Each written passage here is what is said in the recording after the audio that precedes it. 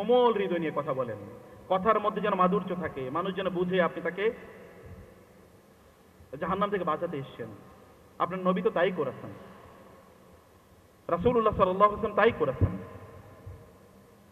সহিহ হাদিসে এসে রাসূলুল্লাহ সাল্লাল্লাহু আলাইহি ওয়াসাল্লাম তিনি যখন মানুষের সাথে কথা বলতেন তখন মানুষের দিকে এভাবে তাকাতেন যেন ওই লোকটা মনে করত তিনি তো আমাকে সবার চেয়ে বেশি ভালোবাসেন, এ কারণে ভালোবাসা থেকে তিনি কথা বলছেন।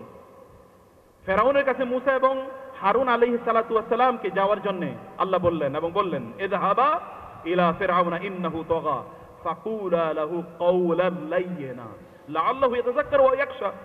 সেখানে গিয়ে কোমল কথা বলেন, নরম কথা বলেন। ফাবিমা রাহমাতিন মিনাল্লাহি লিনতা লাহুম ওয়ালাউ কুনতা ফাজ্জান গালিযাল কলবি লানফাদ্দু মিন হাওলিক ফাআফু আনহুম ওয়াস্তাগফির লাহুম ওয়াশাওিরহুম ফিল আমরি ফাইযা আযামতা ফাতাওয়াক্কাল আলাল্লাহ। আল্লাহ তাআলা তার রাসূলকে বলছেন, উহুদের যুদ্ধের পর, উহুদের যুদ্ধে কি বিশাল দুর্ঘটনা ঘটে গেল। রাসূলুল্লাহ সাল্লাল্লাহু আলাইহি সাল্লাম আব্দুল্লাহ ইবনে জুবায়েরের নেতৃত্বে 50 জন তীরন্দাজকে বললেন, ওই যে জাবালুর রোমাত, ওই ছোট পাহাড়ের ওইখানে তারা যেন পাহারাদার হিসেবে থাকে, তারা যেন ওই জায়গাটা অতিক্রম না করে, ছেড়ে যেন না যায়। কিন্তু তারা ওইখানে ছেড়ে গেল। একটা প্রেক্ষাপটে উহুদ যুদ্ধ আপনারা জানেন।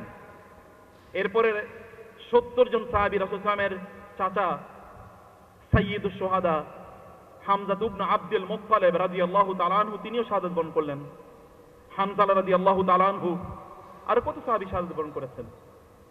মুসাব ইবনে উমাইর শাহাদাত বরণ করেছেন। এত বিশাল দুর্ঘটনা। রাসূল সাল্লাল্লাহু আলাইহি ওয়াসাল্লাম তিনি আহত হয়েছেন, লোকেরা মনে করেছিল তিনি মারা গেছেন। এইরকম একটা প্রেক্ষাপটে মদিনায় আসার পর আমরা কি করতাম বলেন? ধৈরা এরপরে তোমাদের কারণে এত বড় ঘটনা ঘটছে, আসো। যদি এটা মিলিটারি শাসন হইতো তাহলে তো ক্রস ফায়ারে দিয়ে শেষ। আর সাধারণত ব্যাটল ফিল্ডে, যুদ্ধের ময়দানে কেউ যদি যুদ্ধের ডিসিপ্লিন ব্রেক করে তাহলে মিলিটারি রুল অনুসারে তাদেরকে ক্রস ফায়ার দিতে হয়। এটা মিলিটারি রুল, সারা পৃথিবীর রুল। কিন্তু আল্লাহ তাআলা তার রাসূলকে বললেন, ফাবিমা রাহমাতিন মিনাল্লাহি লিনতা লাহুম, আপনি ওদের সাথে উত্তম আচরণ করেন, এটা আল্লাহর রহমতের বহিঃপ্রকাশ। ওয়ালাউ কুনতা ফাজ্জান গালিযাল কলবি লানফাদ্দু মিন হালিক, এদের সাথে কর্কশ কথা বললে, রাগান্বিত স্বরে কথা বললে এরা সব আপনার কাছ থেকে চলে যাবে। ফাআফু আনহুম, এদেরকে ক্ষমা করে দেন। ক্ষমা করলে হবে না, ওয়াস্তাগফির লাহুম, আল্লাহর কাছে তাদেরকে বলেন, হে আল্লাহ তুমি তাদেরকে ক্ষমা করে দাও। এটুকু বললেই চলবে না, ওয়াশাউরহুম ফিল আমরি, ভবিষ্যতের যত ব্যাপার আসবে সকল ব্যাপারে তাদের সাথে মুশাওয়ারা করবেন, পরামর্শ করবেন। অসাধারণ, চিন্তাও করা যায় না। মানব ইতিহাসের একটা প্রমাণও নাই। তিনি এদেরকে ডাকছেন, সাহাবায়ে কেরাম রাদিয়াল্লাহু তাআলা আনহুম সব বিষয়ে পরামর্শ করছে, কিচ্ছু বলেন না। এমনিতে কি তারা পাগলের মতো ভালোবাসতো, তাদের জীবনের চেয়ে বেশি ভালোবাসতেন। একজন দায়ীর আপনারা যখন দাওয়াত দেবেন এইরকম একটা মানসিকতা নিয়ে, যাকেই দাওয়াত দেন এরকম একটা মানসিকতা নিয়ে দাওয়াত দেবেন। দাওয়াত দেওয়ার সময় কর্কশ ভাষী হবেন না। আল্লাহ তাআলা কর্কশ ভাষীদেরকে পছন্দ করেন না, আল্লাহ একেবারেই পছন্দ করেন না, আল্লাহ ভালোবাসেন না এদেরকে। অন্তরে ইখলাস দিয়ে দাওয়াত দেবেন, অন্তরে কোনো অহংকার এগুলো যেন তৈরি না হয়, যে আমি অনেক জানি, আমারে আপনারা দাওয়াত দিয়ে আনছেন, অথবা আমারে খাওয়াইতে হবে, আমি প্রধান অতিথি, আমারে এরকম করতে হবে, এরকম হামবড়া ভাব, এই দাওয়াতের কাজই আপনার জাহান্নামের কারণ হয়ে যাবে। বুঝতে পারেন নাই? কারোর প্রতি অনুগ্রহ করবেন না। ইয়ামুন্নুনা আলাইকা আন আসলামু কুল লা তামুন্নু আলাইয়া ইসলামাকুম বারিল্লাহু ইয়ামুন্নু আলাইকুম মান হাদাকুম লিল ঈমান। তুমি আমার উপর অনুগ্রহ করতেছো যে তুমি আমারে দাওয়াত দিয়া, বরং আল্লাহ তোমার উপর অনুগ্রহ করেছেন যে তোমাকে আল্লাহ তাআলা দায়ী বানিয়েছেন। আপনি দাওয়াত যখন দেবেন তখন আল্লাহ তাআলা আপনার প্রতি বরং অনুগ্রহ করেছেন। এরকম অনুগ্রহ নিয়েই কেবল আপনি আল্লাহর দ্বীনের কথাগুলো বলতে পারেন। প্রিয় ভাইরা, যখন দাওয়াতি কাজ আমরা করব তখন আমাদের নিজেদের চরিত্র যেন উন্নত হয়, আখলাক যেন উন্নত হয়। আখলাক উন্নত না হলে কোনোদিনই দাওয়াত মানুষের অন্তরে প্রভাব ফেলবে না। আপনার নবীর কথা চিন্তা করে দেখেন একবার, সাল্লাল্লাহু আলাইহি ওয়াসাল্লাম, তিনি তো নবুয়তের দায়িত্ব পাওয়ার পূর্বেই, কোরআন নাযিল হওয়ার পূর্বেই লোকরা তাকে আস-সাদিক আল আমিন জানতো। যখন তিনি সাফা পাহাড়ের পাদদেশে দাঁড়িয়ে তাদেরকে বললেন, হে লোকেরা, আমি যদি তোমাদেরকে বলি এই পাহাড়ের অপর প্রান্তে একদল লোক তোমাদেরকে আক্রমণ করার জন্য ওঁত পেতে আছে, তোমরা কি বিশ্বাস করবা? তারা কি বলেছিল? তারা বলেছিল যে আমরা আপনাকে বিশ্বাস করি, কারণ আপনারে কোনোদিন মিথ্যা কথা বলতে শুনি নাই, দেখি নাই। কি অসাধারণ ব্যক্তিত্ব, কি চরিত্র, কি অসাধারণ ব্যক্তিত্ব এবং চরিত্র। এরকম চরিত্র নিজের নির্মাণ করতে হবে যদি মানুষকে আপনি দাওয়াত দিতে চান। এবং দাওয়াত হিকমা প্রজ্ঞা, ছোট ইস্যু না বড় ইস্যুতে দাওয়াত দিতে হবে। রাসূল কি করেছেন? হে লোকেরা, ইয়া আইয়ুহান নাস কুলু লা ইলাহা ইল্লাল্লাহ তুফলিহুন, হে লোকেরা তোমরা বলো লা ইলাহা ইল্লাল্লাহ তুফলিহুন, তোমরা সফল হবে। লা ইলাহা ইল্লাল্লাহ বলো। মানুষকে ক্ষমা করে দেওয়ার মালিক আল্লাহ। আপনি যাকে দাওয়াত দিচ্ছেন সে কি আপনার চেয়ে ছোট নাকি বড় এটা কে জানেন? আল্লাহ জানেন। একজন নারী, একটা ঘটনা বলেই শেষ করে দেই। একজন নারী, তার নাম হচ্ছে জুহাইনা গোত্রের একজন নারী, জেনা করেছেন। কি করেছিলেন? জেনা। রাসূলের কাছে এসে বললেন, ইয়া রাসূল আকিম আলাইয়াল হাদ, আমার উপর আপনি হদ আরোপ করেন। রাসূল বললেন, কি হয়েছে? বলে, আমি জেনা করেছি। রাসূলুল্লাহ সাল্লাল্লাহু আলাইহি ওয়াসাল্লাম বললেন এবং বলেন, আনা হুবলা মিনাজ জেনা, আমার পেটে তো জেনার সন্তান আছে। রাসূল বললেন, যান আপনার সন্তান প্রসব হোক, তারপরে আসবেন। সন্তান প্রসব হলো, তিনি আসলেন। বলেন, আপনার সন্তানকে দুধ খাওয়াতে হবে না, যান দুধ খাওয়াই আসেন। ও যখন দুধ ছাড়বে তখন আপনি আসবেন। এবং এই নারী কয়েকদিন পর তিনি তার বাচ্চাকে নিয়ে আসছিলেন এবং হাতে একটু রুটি নিয়ে আসলেন এবং দেখালেন, ইয়া রাসূলুল্লাহ দেখেন, এই যে আমার বাচ্চা দুধ খায়, দুধ বন্ধ করে দিয়েছে, যে দেখেন রুটি খায়, আপনি আমার উপর হদ জারি করেন। রাসূল সাল্লাল্লাহু তার উপর তার কাপড় দিয়ে তাকে বেঁধে দেওয়া হলো, তার উপর পাথর নিক্ষেপ করা হলো, পাথর নিক্ষেপ করে তাকে হত্যা করা হলো। রাসূলুল্লাহ সাল্লাল্লাহু আলাইহি ওয়াসাল্লাম তার উপর জানাজার নামাজ আদায় করছেন। ওমর রাদিয়াল্লাহু বললেন, ইয়া রাসূলুল্লাহ আপনি তার উপর জানাজার নামাজ আদায় করছেন? অন্যরা বলেন, এই নারী কেমন, এত জেনা করলো, আবার নির্লজ্জের মতো এরকম এসে বলছে এরকম কথা। রাসূলুল্লাহ সাল্লাল্লাহু আলাইহি ওয়াসাল্লাম বললেন, খবরদার, তোমরা কার ব্যাপারে কথা বলছো জানো? লাকাদ তাবাত তাওবাতান লাউ কুসিমাত বাইনা ৭০ মিন আহলিল মাদিনাতি লাওয়াসাআতহুম। আল্লাহর কসম, এই নারী এমন তওবা করেছেন যে মদিনার শ্রেষ্ঠতম ৭০ জন লোকের মাঝে তওবাটা বন্টন করে দেওয়া হয়, তাহলে ৭০ জন মানুষের চেয়েও তার তওবাটা আল্লাহর কাছে অনেক বড় শ্রেষ্ঠ।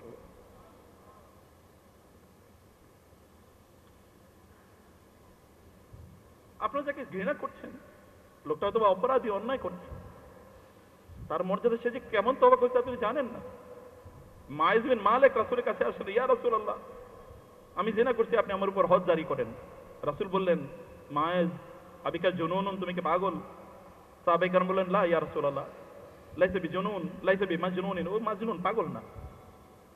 আবার এসে বলছি, ইয়া রাসূলুল্লাহ। রাসূল বলেন, যাও এরেছে ওয়াস্তাগফির রাব্বাক, যাও আল্লাহর কাছে তওবা করো। আবার ফিরে এসে, ইয়া রাসূলুল্লাহ জানাই তো জিনা করছি। রাসূল বলেন, শারিবতুল খামারা, মদ খাইতো নাকি? বলে না। অন্যরা তার নাক শুকিয়ে দেখছে, না মদ খায় নাই, মুখ শুকিয়ে দেখছে মদ খায় নাই। বলে, যাও আল্লাহর কাছে তওবা করো। তারপরে তিনি আবার কিছুক্ষণ পরে ফিরে আসেন, ইয়া রাসূলুল্লাহ জানাই তো আমি জিনা করছি, আপনি আমারে শাস্তি দেন ইয়া রাসূলুল্লাহ। রাসূল তাকে আবার বলেন, যাও। চতুর্থবার হয়েছে, আমাকে শাস্তি দেন ইয়া রাসূলুল্লাহ। রাসূল তাকে শাস্তি দিলেন। তার উপর জানাজার নামাজ রাসূল পড়ছিলেন।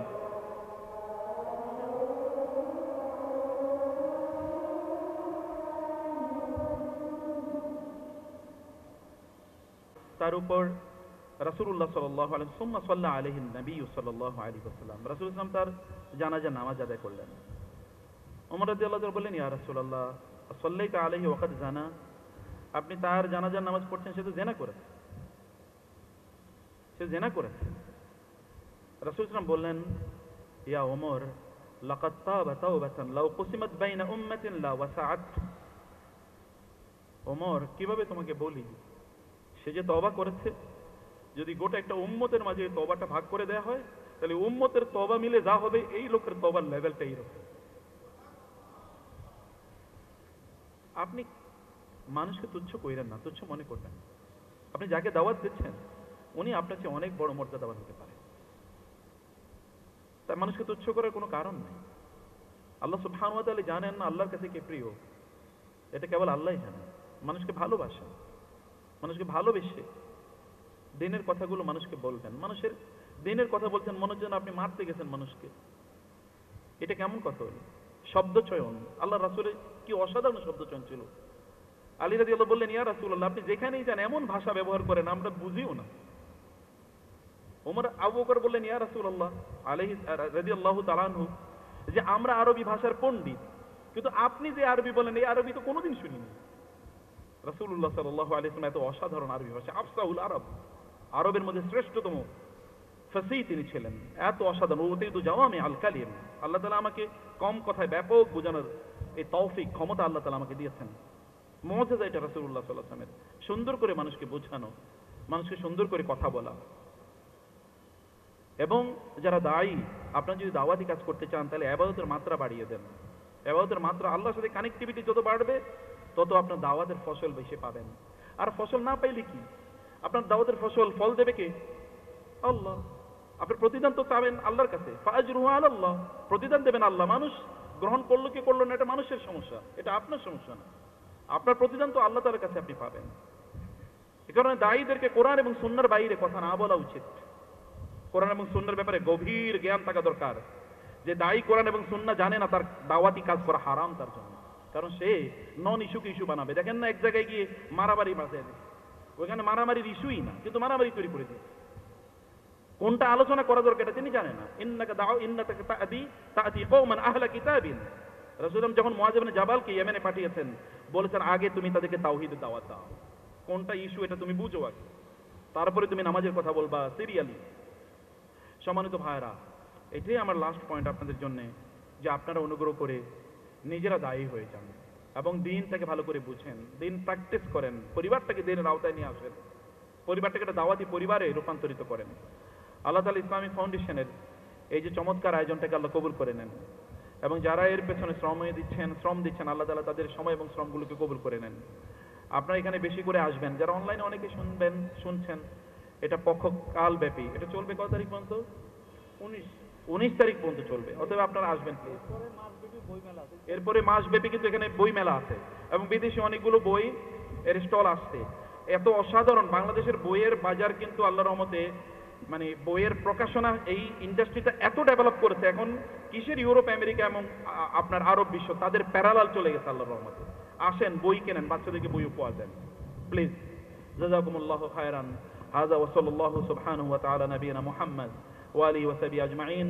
সুবহানাকা আল্লাহুম্মা ওয়া বিহামদিকা আশহাদু আল্লা লা ইলাহা ইল্লা আনতা আস্তাগফিরুকা ওয়া আতুবু ইলাইক। ওয়াসসালামু আলাইকুম ওয়া রাহমাতুল্লাহি ওয়া বারাকাতুহু।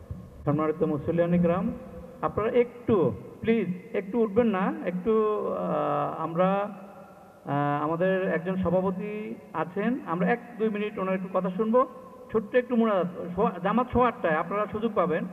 তো আমি এই পর্যায়ে ইসলামিক ফাউন্ডেশনের পক্ষ থেকে যে আমরা যে পবিত্র ঈদ মিলাদুন নবী সাল্লাল্লাহু আলাইহি ওয়াসাল্লাম 1447 হিজরি উদযাপন উপলক্ষে পক্ষকালব্যাপী সিরাতুন নবী সাল্লাল্লাহু আলাইহি ওয়াসাল্লাম যে অনুষ্ঠানমালা, আজকের এই পর্বের আমাদের সম্মানিত আলোচক professor Maulana Muktar Ahmad, professor Daffodil International University Dhaka, তাকে আন্তরিক ধন্যবাদ এবং কৃতজ্ঞতা জানাচ্ছি। আপনারা শুনছিলেন যে দ্বীনি দাওয়াতের গুরুত্ব এবং রাসূল ইসলামের নির্দেশিত পদ্ধতি। আসলে তিনি ঠিকই বলেছিলেন যে এই বিষয়ের উপরে সারা রাত আলোচনা করলেও কিছুই আলোচনা আর শেষ করবার নয়। তারপরেও তিনি এই অল্প সময়ের ভিতরে যে চুম্বক কথাগুলি বলেছেন, আমি এটা বিনয়ের সাথে বলি যে তিনি একাডেমিক্যালি আমার ছোট ভাই, কিন্তু জ্ঞানে, গর্ভে, প্রজ্ঞায়, মেধায়, মননে, সম্মানে আল্লাহ তাআলা তাকে বহুগুণ বৃদ্ধি করে দিয়েছেন। আল্লাহ তাআলা তার মর্যাদা আরও বহুগুণ বৃদ্ধি করে দিন, তাকে নেক হায়াত দান করেন, হায়াতে তয়্যিবা দিন। ইসলামিক ফাউন্ডেশনের পক্ষ থেকে আন্তরিক ধন্যবাদ এবং কৃতজ্ঞতা জানাচ্ছি। এ পর্যায়ে আজকের এই সেশনের সম্মানিত সভাপতি, ইসলামিক ফাউন্ডেশনের গবেষণা বিভাগের সম্মানিত পরিচালক জনাব মোহাম্মদ রফিকুল ইসলাম মহোদয়কে সংক্ষিপ্তভাবে দু একটি কথা বলে এই সেশনটি শেষ করার জন্য অনুরোধ জানাচ্ছি।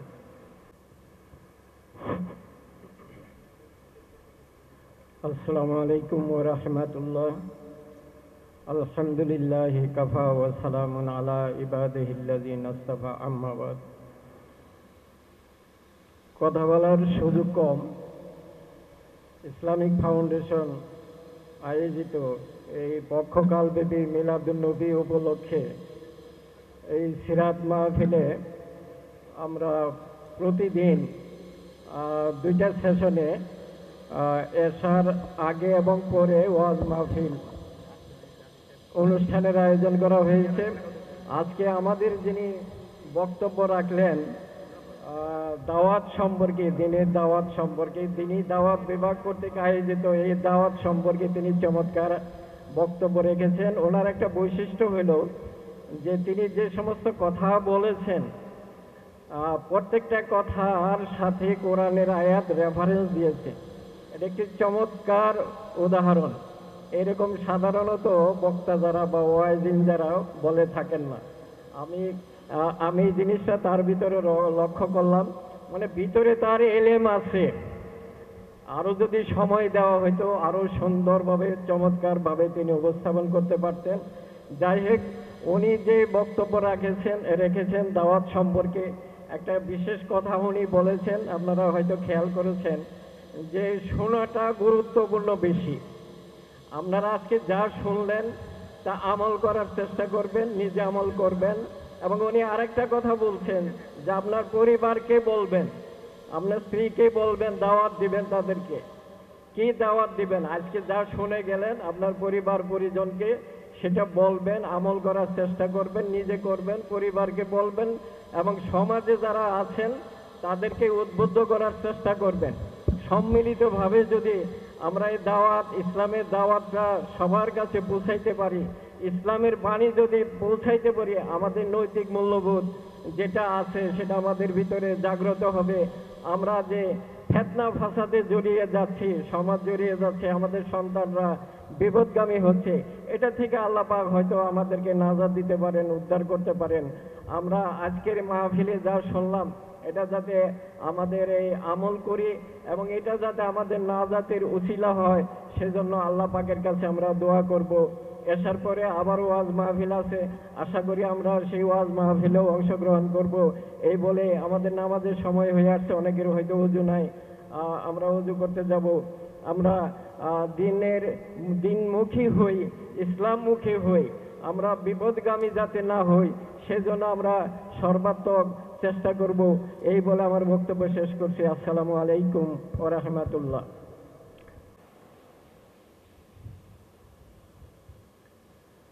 الذين آمنوا اتقوا الله ولتنظر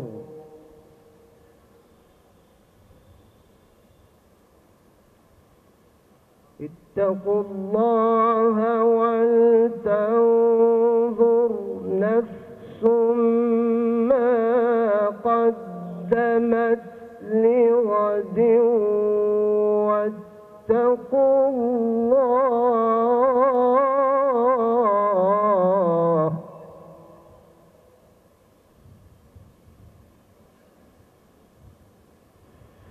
واتقوا الله إن الله خبير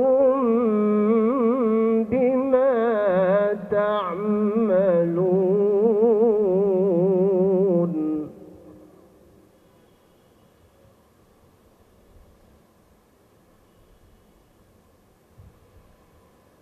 ولا تكونوا كالذين نسوا الله فأنساهم أنفسهم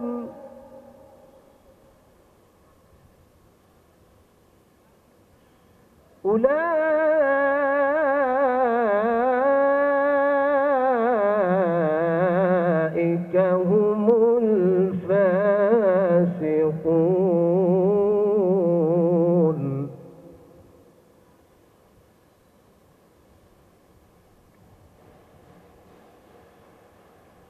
ولا تكونوا كالذين نسوا الله فأنساهم أنفسهم أولئك هم الفاسقون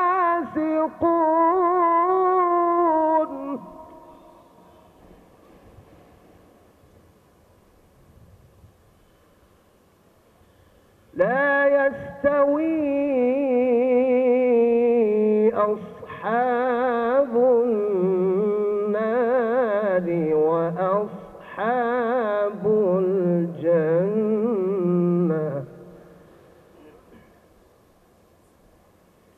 أصحاب الجنة هم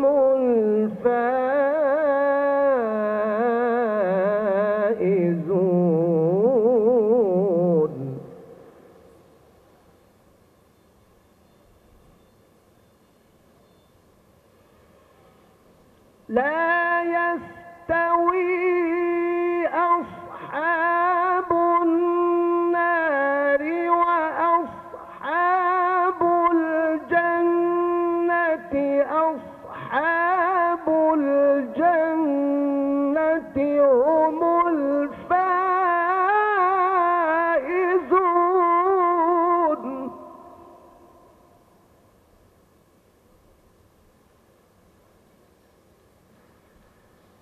أصحاب الجنة هم الفائزون.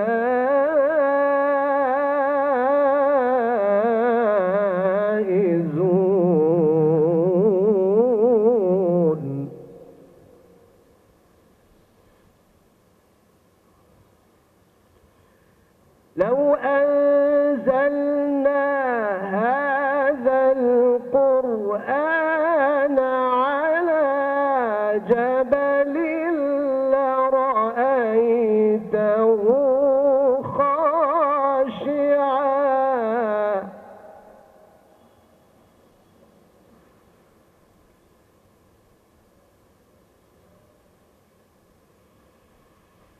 لو أنزلنا هذا القرآن على جبل لرأيته خاشعا متصدعا من خشية الله.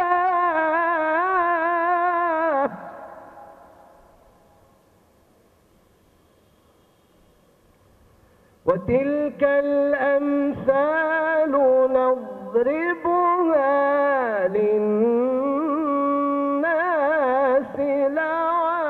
لعلهم يتفكرون. هو الله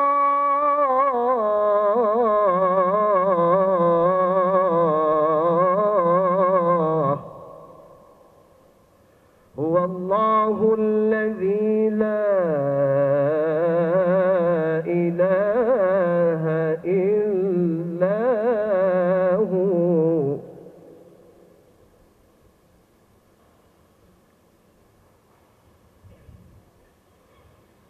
هو الله الذي لا إله إلا هو عالم الغيب والشهادة هو الرحمن الرحيم.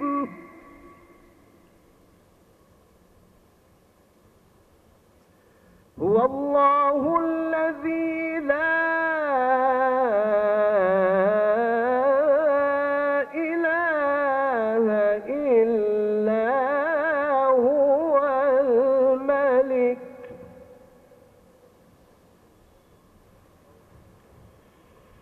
الملك القدوس السلام المؤمن المهيمن العزيز الجبار المتكبر سبحان الله.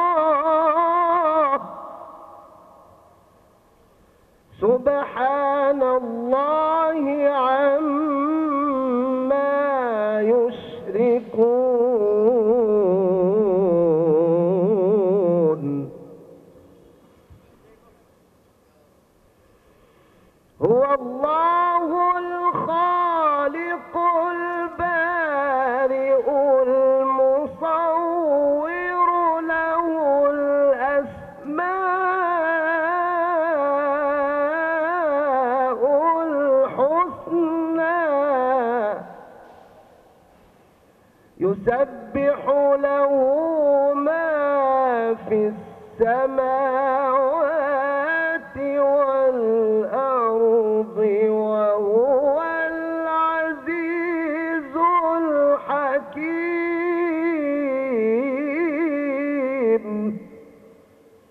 يسبح له ما في السماوات السماوات والأرض وهو العزيز الحكيم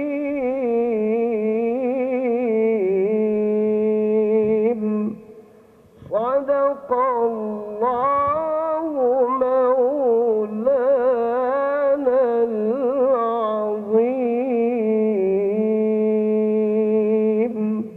السلام عليكم ورحمة الله সুললিত কণ্ঠে পবিত্র কালামে হাকিম থেকে তেলাওয়াতের জন্য কারি হাবিবুর রহমান মেশকাতকে। সম্মানিত উপস্থিতি,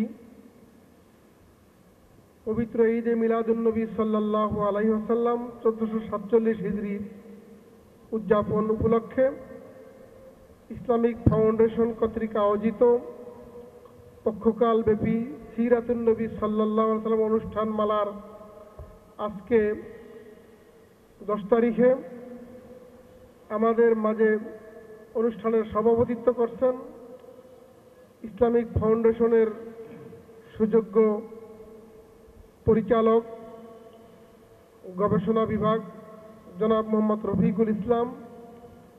আজকের এই অনুষ্ঠানে ওয়াজ পেশ করবেন ড্যাফোডিল ইন্টারন্যাশনাল ইউনিভার্সিটি ঢাকার প্রফেসর মাওলানা মুখতার আহমেদ। আমি সম্মানিত মুসল্লিয়ানে কেরাম এবং সুধীবৃন্দ যারা রয়েছেন, যারা এদিক সেদিক ঘোরাফেরা করতেছেন, সকলকে অনুরোধ করতেছি মেহেরবানি করে ঢাকার সম্মানিত প্রফেসর মাওলানা মুখতার আহমেদ।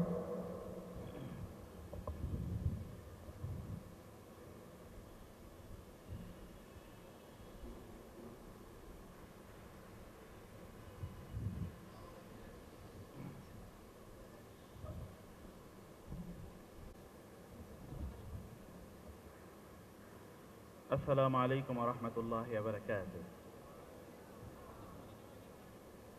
إن الحمد لله نحمده ونستعينه ونستغفره ونعوذ بالله من شرور أنفسنا ومن سيئات أعمالنا. من يهده الله فلا مضل له ومن يضلل فلا هادي له. وأشهد أن لا إله إلا الله وحده لا شريك له وأشهد أن محمدا عبده ورسوله. يا أيها الذين آمنوا اتقوا الله حق تقاته ولا تموتن إلا وأنتم مسلمون. يا أيها الناس اتقوا ربكم الذي خلقكم من نفس واحدة وخلق منها زوجها وبث منهما رجالا كثيرا ونساء. واتقوا الله الذي تساءلون به والأرحام إن الله كان عليكم رقيبا. يا أيها الذين آمنوا اتقوا الله وقولوا قولا سديدا يصلح لكم أعمالكم ويغفر لكم ذنوبكم ومن يطع الله ورسوله فقد فاز فوزا عظيما.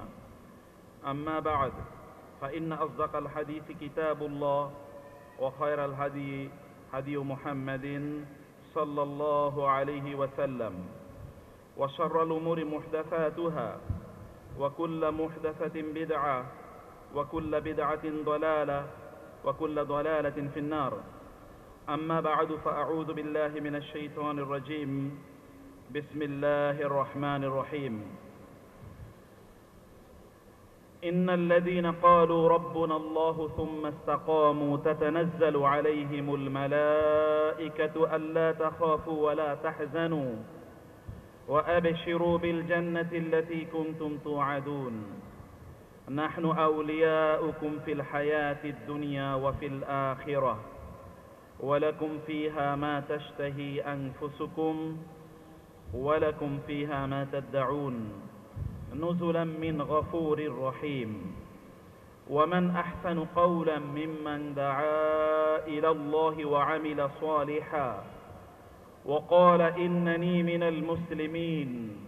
ولا تستوي الحسنة ولا السيئة ইদফা বিল্লাতি হিয়া আহসান فإذا الذي بينك وبينه عداوة كأنه ولي حميم وما يلقاها إلا الذين صبروا وما يلقاها إلا ذو حظ عظيم وإما ينزغنك من الشيطان نزغ فاستعذ بالله إنه هو السميع العليم মহান আল্লাহ সুবহানাহু ওয়া তাআলা শুকর আদায় করছি তিনি পক্ষকালব্যাপী সিরাতুন নবী সাল্লাল্লাহু আলাইহি ওয়াসাল্লাম উপলক্ষে আমাদেরকে আজকের এই ওয়াজ মাহফিল, কিরাত মাহফিল, হামদ নাত এবং আরও কিছু আয়োজন আছে, এই আয়োজনে অংশগ্রহণের তৌফিক দান করেছেন এবং এই কারণে রব্বে করিম এর দরবারে শুকর আদায় করে বলি আলহামদুলিল্লাহ। রাসূলুল্লাহ সাল্লাল্লাহু আলাইহি ওয়াসাল্লামের উপর দুরূদ এবং সালাম বর্ষিত হোক। আল্লাহুম্মা সাল্লি ওয়া সাল্লিম ওয়া বারিক আলা নাবিয়িকা মুহাম্মদ। আল্লাহুম্মা সাল্লি আলাইহি আল্লাহুম্মা বারিক আলাইহি। আজকের এই আয়োজনে উপস্থিত আছেন সম্মানিত সভাপতি হিসাবে ইসলামিক ফাউন্ডেশনের গবেষণা বিভাগে দায়িত্বশীল এবং আমার ডান পাশে আছেন আমার বড় ভাই মেন্টর মুরব্বী ডক্টর হারুনুর রশিদ হাফিজাহুল্লাহ এবং অন্যান্য যারা আছেন এবং বিশেষ করে আপনারা যারা উপস্থিত আছেন, প্রিয় ভাইয়েরা এবং বোনেরা,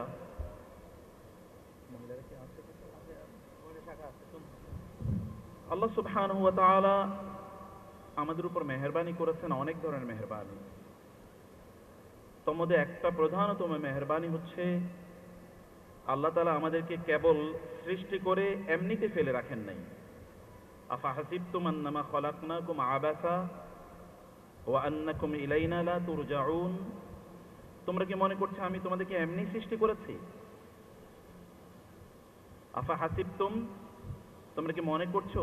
আফা হাসিবাল্লাযীনা কাফারু, কাফেররা কি মনে করছে এরকম? আফা হাসিবান নাসু আন ইউতরাকু আন ইয়াকুলু আমান্না ওয়া হুম লা ইফতানুন। আল্লাহ তাআলা সৃষ্টি করে এমনিতে আমাদেরকে ফেলে রাখেন নাই। অনুগ্রহ করে আমরা যেন আল্লাহ সুবহানাহু ওয়া তাআলাকে চিনি এবং আমাদের জন্য কল্যাণ কোনটি এটি যেন আমরা বুঝতে পারি। এই কারণে যুগ যুগ ধরে আল্লাহ তাআলা নবী রাসূলদেরকে পাঠিয়েছেন। তিনি না পাঠালেও তাকে কেউ জবাবদিহিতার মুখোমুখি করতে পারত না, কারণ তিনি তো সৃষ্টি করেছেন। তাকে চেনার যত উপকরণ আছে পৃথিবী ব্যাপী, সৃষ্টিকুল ব্যাপী সব তিনি দিয়ে দিয়েছেন। ইন্না ফি খালকিস সামাওয়াতি ওয়াল আরদি ওয়া ইখতিলাফিল লাইলি ওয়ান নাহার লাআয়াতিন লিউলিল আলবাব আল্লাযীনা ইয়াযকুরুনা আল্লাহা কিয়ামান ওয়া qu'udan ওয়া আলা জুনুবিহিম ওয়া ইয়াতাফাক্কারুনা ফি খালকিস সামাওয়াতি ওয়াল আরদি রাব্বানা মা খালাকতা হাযা বাতিলা সুবহানাকা ফাকিনা আযাবান নার। আল্লাহ তাআলা সৃষ্টি করার পর আল্লাহকে যেন আমরা খুঁজে পাই, এ কারণে সব উপকরণ তিনি দিয়ে দিয়েছেন, এমনকি আমাদের মেধাও তো তিনি দিয়েছেন। কোনো মানুষ যদি একটু চিন্তা করে তাইলে তিনি আল্লাহকে খুঁজে পাবেনই। যেমনি ভাবে ইব্রাহিম আলাইহিস সালাম পেয়েছেন, ফালাম্মা জান্না আলাইহিল লাইলু রাআ কাওকাবান ক্বালা হাযা রাব্বি ফালাম্মা আফলা ক্বালা লা উহিব্বুল আফিলিন ফালাম্মা রাআল কমারা বাযিগান ক্বালা হাযা রাব্বি। ইব্রাহিম আলাইহিস সালাতু ওয়াস সালাম তার জাতি মূর্তি পূজা করে। তিনি ভাবলেন কেন এগুলোর পূজা করা হচ্ছে। তিনি বাবাকে বলেন, ইয়া আবাতি লিমা তা'বুদু মা লা ইয়াসমাউ ওয়া লা ইউবসিরু ওয়া লা ইউগনি আনকা শাইআ। বাবা, এগুলোর উপাসনা কেন করছেন? এগুলো তো নিজেদের কোনো কল্যাণ করতে পারে না, ক্ষতি করতে পারে না, আপনার কোনো কল্যাণ অকল্যাণ করতে পারে না, আপনার কোনো কল্যাণ করতে পারে না, অকল্যাণ করতে পারে না, কিছুই করতে পারে না। এগুলো কেন উপাসনা করছেন আপনি? পূজা করছেন কেন এগুলো? ইব্রাহিম আলাইহিস সালাতু ওয়াস সালাম যেমনি ভাবে আল্লাহ তাআলাকে খুঁজে পেয়েছেন আকাশের দিকে তাকিয়ে, ঠিক আপনিও যদি আকাশের দিকে তাকান, নক্ষত্রের দিকে তাকান, জমিনের দিকে তাকান, বাতাসের দিকে তাকান, পাহাড়ের দিকে তাকান, এমনকি ওয়াল ফুলকিল্লাতী তাজরি ফিল বাহর, সমুদ্রে যে জাহাজগুলো চলে সেগুলোর দিকে যদি আপনি একটু মনোযোগ দিয়ে তাকান, আল্লাহ তাআলা আপনার ব্রেনকে খুলে দেবেন এবং এর মাধ্যমে আল্লাহ সুবহানাহু ওয়া তাআলাকে আপনি খুঁজে পাবেন। যদি আপনি কেবলমাত্র আন্তরিকতার উপর ভিত্তি করে আপনি তাকান, তাহলে তো এনাফ ইজ এনাফ, আল্লাহ যথেষ্ট দিয়ে দিয়েছেন। তারপরে আল্লাহ সুবহানাহু ওয়া তাআলা অনুগ্রহ করে তিনি যুগ যুগ ধরে নবী রাসূলদেরকে আমাদের কাছে পাঠিয়েছেন, যেন নবী রাসূলরা আমাদেরকে আল্লাহর কথা বলে, আল্লাহর পথ যেন চিনিয়ে দেয়। তারা যেন আমাদেরকে আল্লাহ সুবহানাহু ওয়া তাআলাকে যেন আমরা ভুলে না যাই। আল্লাহকে ভুলে যাওয়া মানে তো আপনার নিজকে আপনি ভুলে যাওয়া। আল্লাহ নিজেই বলেছেন যে এরা আল্লাহ তাআলাকে ভুলে গিয়েছে, ফাআনসাহুম আনফুসাহুম, অতঃপর আল্লাহ তাআলা এই লোকদেরকে তাদের নিজেদেরকে ভুলিয়ে দিয়েছেন। ভালো করে খেয়াল করবেন, কোন মানুষ যদি আল্লাহকে ভুলে যায় তাহলে আল্লাহ সুবহানাহু ওয়া তাআলা ওই মানুষকে তার নিজের ব্যাপারে ভুলিয়ে দেন। তখন সে তার নিজের ব্যাপারে এমন অন্যায় করে, এমন অপরাধ করে যে তার নিজেরই কি এই দুনিয়ার মধ্যে তার নিজের ক্ষতি হয়। তখন সে দেশ ছেড়ে পালাতে হয়, রাষ্ট্র ছেড়ে পালাতে হয়, সমাজ ছেড়ে পালাতে হয়, যেমন নেপালে দেখেছেন। আচ্ছা, ওই লোকেরা কেন পালালো? লোকেরা কি তাকে দায়িত্ব দেয় নাই?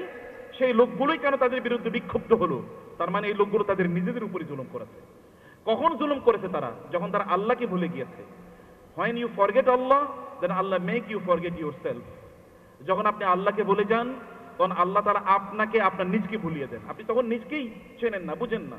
আপনার নিজের জন্য কোনটা কল্যাণ কোনটা অকল্যাণ এটা আপনি বুঝতে পারেন না। আল্লাহ সুবহানাহু ওয়া তাআলাকে পাওয়ার জন্য আল্লাহ তাআলা আমাদেরকে ব্রেন দিয়ে দিয়েছেন। আমরা যদি কেবলমাত্র একটু বিবেকটাকে খাটাই তাহলে আমরা মনে করতে পারি যে আমরা কোথা থেকে আসলাম। হাল আতা আলাল ইনসানি হিনুম মিনাদ দাহরি লাম ইয়াকুন শাইআম মাযকুরা ইন্না খালাকনাল ইনসানা মিন নুতফাতিন আমশাজিন নাবতালিহি ফাজআলনাহু সামিআন বাসীরা ইন্না হাদাইনাহু সাবিলা ইম্মা শাকিরা ওয়া ইম্মা কাফুরা ওয়া হাদাইনাহু নাজদাইন। আল্লাহ নিজেই বলছেন, আমি তো তোমাকে দুটো পথ দেখিয়ে দিয়েছি, তোমাকে বিবেক দিয়েছি। এই বিবেককে যদি তুমি ব্যবহার করো তাহলে তুমি বুঝতে পারতে তোমার জন্য কোনটা কল্যাণের এবং মুক্তির পথ, কোনটা অকল্যাণের অথবা ধ্বংসের পথ তুমি বুঝতে পারতে। তুমি কোত্থেকে এসছো, তোমাকে কোথায় ফিরে যেতে হবে, তুমি এটা চিন্তা করলেই তো হতো। কিন্তু মানুষ তো ভুলে যায়, কারণ শয়তান তো আছে। শয়তান মানুষকে ভুলিয়ে দেয়। আমাদের বাবাকেও ভুলিয়ে দিয়েছিলেন মুহূর্তের জন্য। ওয়ালাকাদ আহিদনা ইলা আদাম মিন ক্বাবলু ফানাসিয়া ওয়া লাম নাজিদ লাহু আজমা। আল্লাহ বলছেন যে আমি এর আগে আদমের কাছে অঙ্গীকার নিয়েছিলাম যে আপনি এই গাছের কাছেও যাবেন না, কিন্তু আদম আলাইহিস সালাম মুহূর্তের জন্য ভুলে গিয়েছেন। শয়তান এসে তাকে বলল, হাল আদুল্লুকা আলা শাজারাতিল খুলদি ওয়া মুলকিন লা ইয়াবলা ফাআকালা মিনহা ফাওয়াদাত লাহুমা সাওআতুহুমা ওয়া তাফিকা ইয়াখসিফানি আলাইহিমা মিন ওয়ারাকিল জান্নাহ ওয়া আসা আদামু রাব্বাহু ফাগাওয়া সুম্মা ইসতাবাহু রাব্বুহু ফাতাবা আলাইহি ওয়া হাদা। আল্লাহ সুবহানাহু ওয়া তাআলা আদম আলাইহিস সালামকে বললেন, জান্নাতে কোটি কোটি বিলিয়ন ট্রিলিয়ন গাছ আছে, কেবল একটা গাছের ব্যাপারে বলেছেন ওই গাছের কাছে যেও না। কিন্তু শয়তান এসে বললেন না, ওই গাছের কাছে যেতে হবে, একটাই মাত্র গাছ। সেখানে তিনি গেলেন, সে গাছের ফল তিনি খেয়ে ফেলেন। আল্লাহ বললেন আদম ভুলে গিয়েছিল আলাইহিস সালাম। মানুষ ভুলে যাবে, মানুষ ভুলে গেলে তাকে স্মরণ করিয়ে দেওয়া দরকার। ফাযাক্কির ফাইন্না যিকরা তানফাউল মুমিনিন, মুমিনদেরকে স্মরণ করিয়ে দাও। এই স্মরণ করিয়ে দেওয়ার জন্য আল্লাহ তাআলা যুগ যুগ ধরে নবী রাসূলদেরকে পাঠিয়েছেন। এটা আল্লাহর অনুগ্রহ, এটা আল্লাহ সুবহানাহু ওয়া তাআলার বিশাল অনুগ্রহ। সেই কারণে দাওয়াতি কোনো কাজ এটি আল্লাহ সুবহানাহু ওয়া তাআলার পক্ষ থেকে বিশাল নেয়ামত।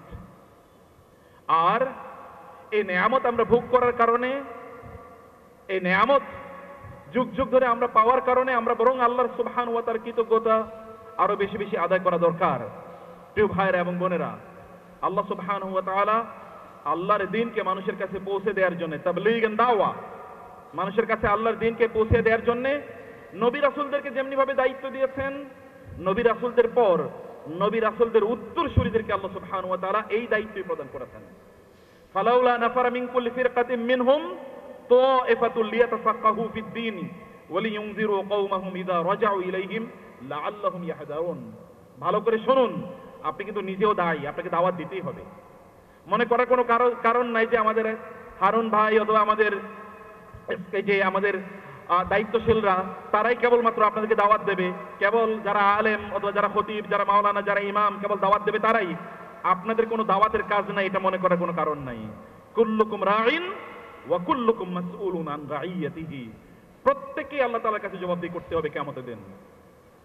রাসূলুল্লাহ সাল্লাল্লাহু আলাইহি ওয়াসাল্লাম বলেছেন, ইন্নাল্লাহা সাইলুন কুল্লা রাঈন আম্মা ইসতারআহু আহাফিযা আম দাইয়া। আল্লাহ তাআলা প্রত্যেককে জিজ্ঞেস করবেন কিয়ামতের দিন, তোমার সন্তানকে তুমি কি করেছো, তোমার অধীনস্থদেরকে তুমি দিনের কথা বলেছো কিনা, আমার কথা বলেছো কিনা, তাদেরকে তুমি আখিরাতের কথা বলেছো কিনা, ঈমানের কথা বলেছো কিনা, এটা আল্লাহ সুবহানাহু ওয়া তাআলা কিয়ামতের দিন আপনাকে প্রশ্ন করবেন। কিয়ামতের দিন আপনাকে জিজ্ঞেস করবেন। সেই দিন আপনি এই কথা বলার কোনো কারণ নাই যে আমি বুঝতাম না, জানতাম না। আপনি দুনিয়ার সব বুঝেন।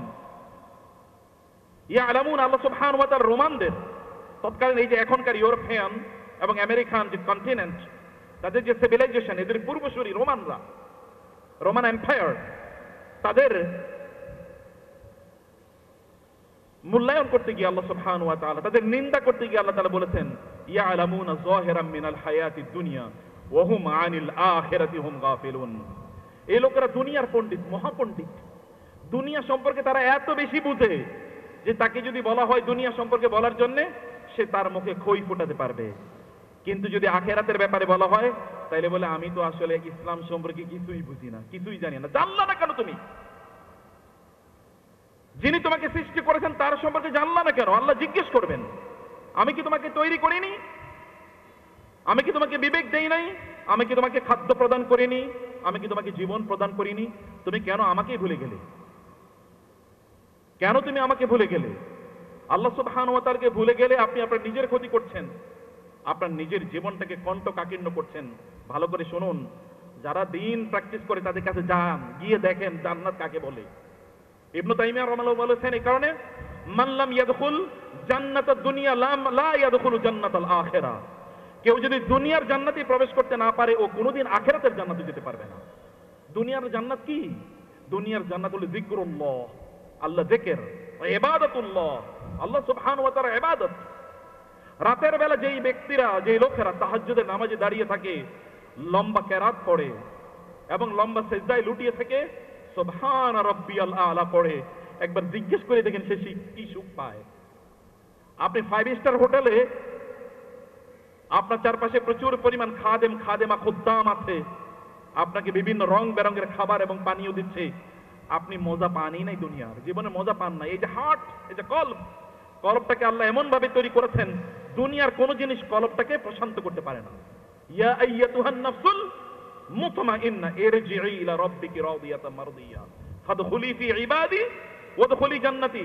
মানুষের অন্তর তো প্রশান্ত হয় আল্লাহর কাছে আসলে। আলা বিযিকরিল্লাহি তাতমাইন্নুল কুলুব, আল্লাহর জিকিরে অন্তর প্রশান্ত হয়।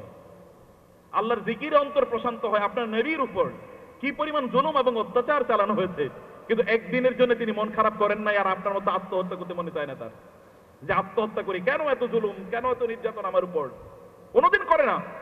যত দিনদার এবং আল্লাহওয়ালা দেখেন তাদের চেহারা, আপনি তার উপর জুলুম অত্যাচার করছেন, কিন্তু তারপরেও তার চেহারার দিকে তাকালে মনে হবে এর চেয়ে সুখের এবং শান্তির কোনো লোক নাই পৃথিবীতে। কারণ সুখ আসে কোত্থেকে? আল্লাহর পক্ষ থেকে, যিনি হার্টের মালিক, যিনি অন্তরের মালিক, যিনি সাহিবুল কলব, যিনি অন্তরের মালিক। ইয়া মুকাল্লিবাল কুলুব সাব্বিত কলবি আলা দীনিক, ইয়া মুসাররিফাল কুলুব সাররিফ তাআতি আলা তাআতিক।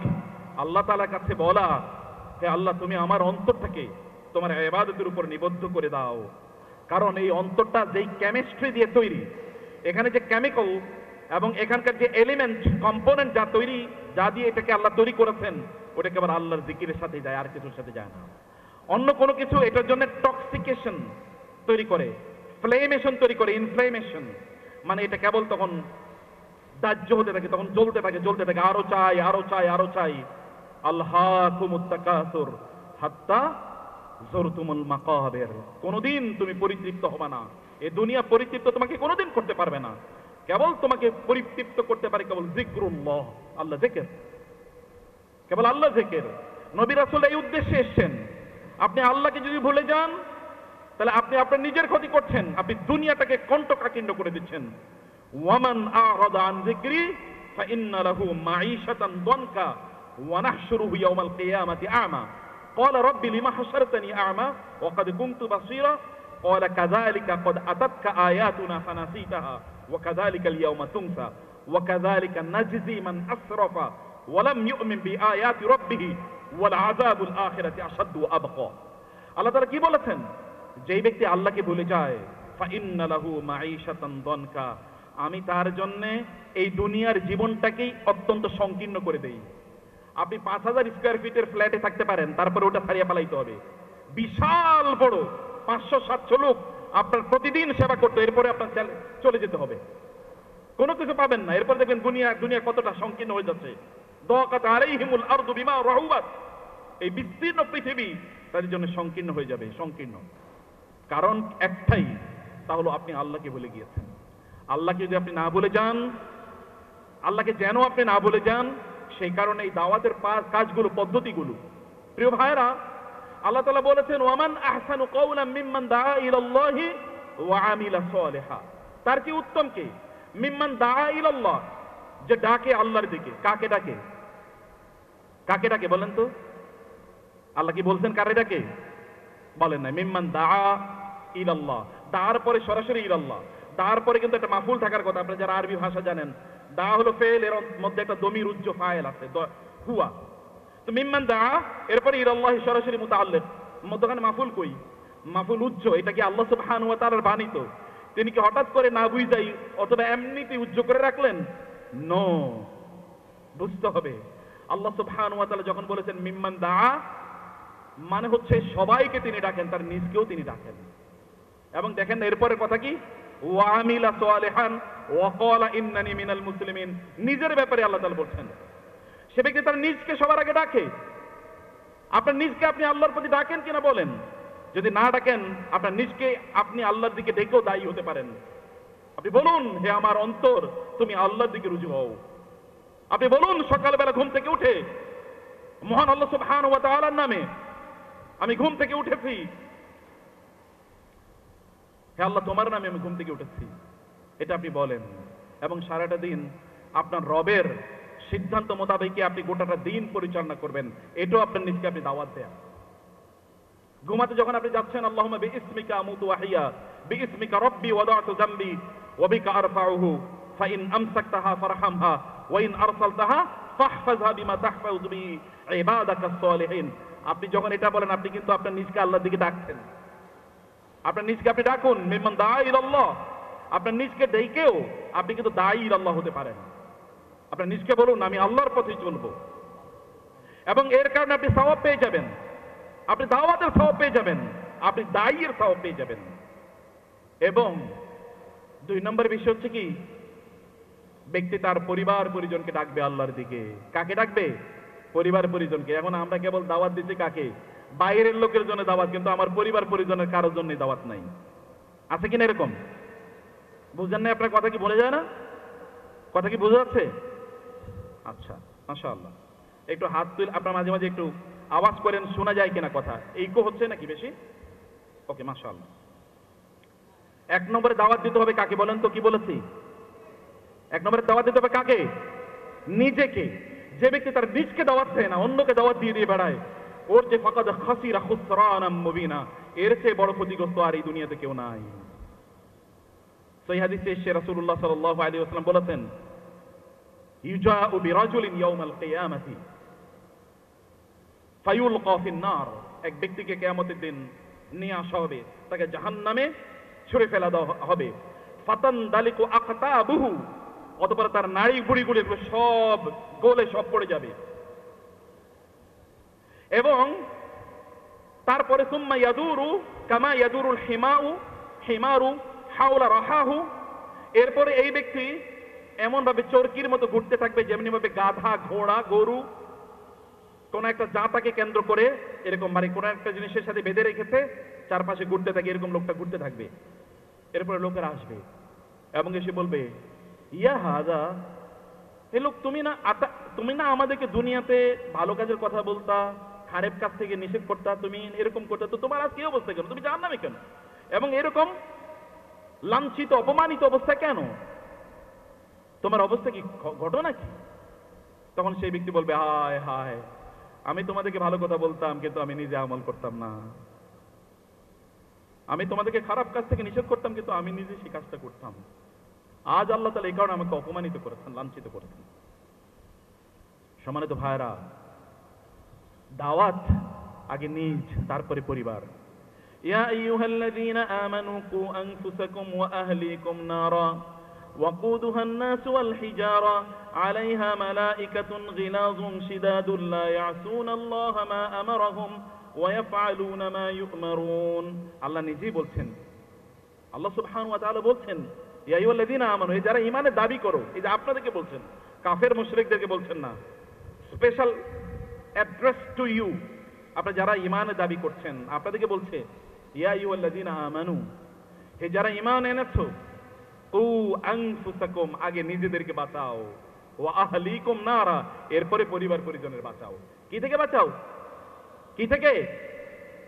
দুর্ভিক্ষ থেকে, দারিদ্র থেকে? হ্যাঁ, বুঝেনি না আপনারা? কি থেকে বাঁচাতে হবে? জাহান্নাম।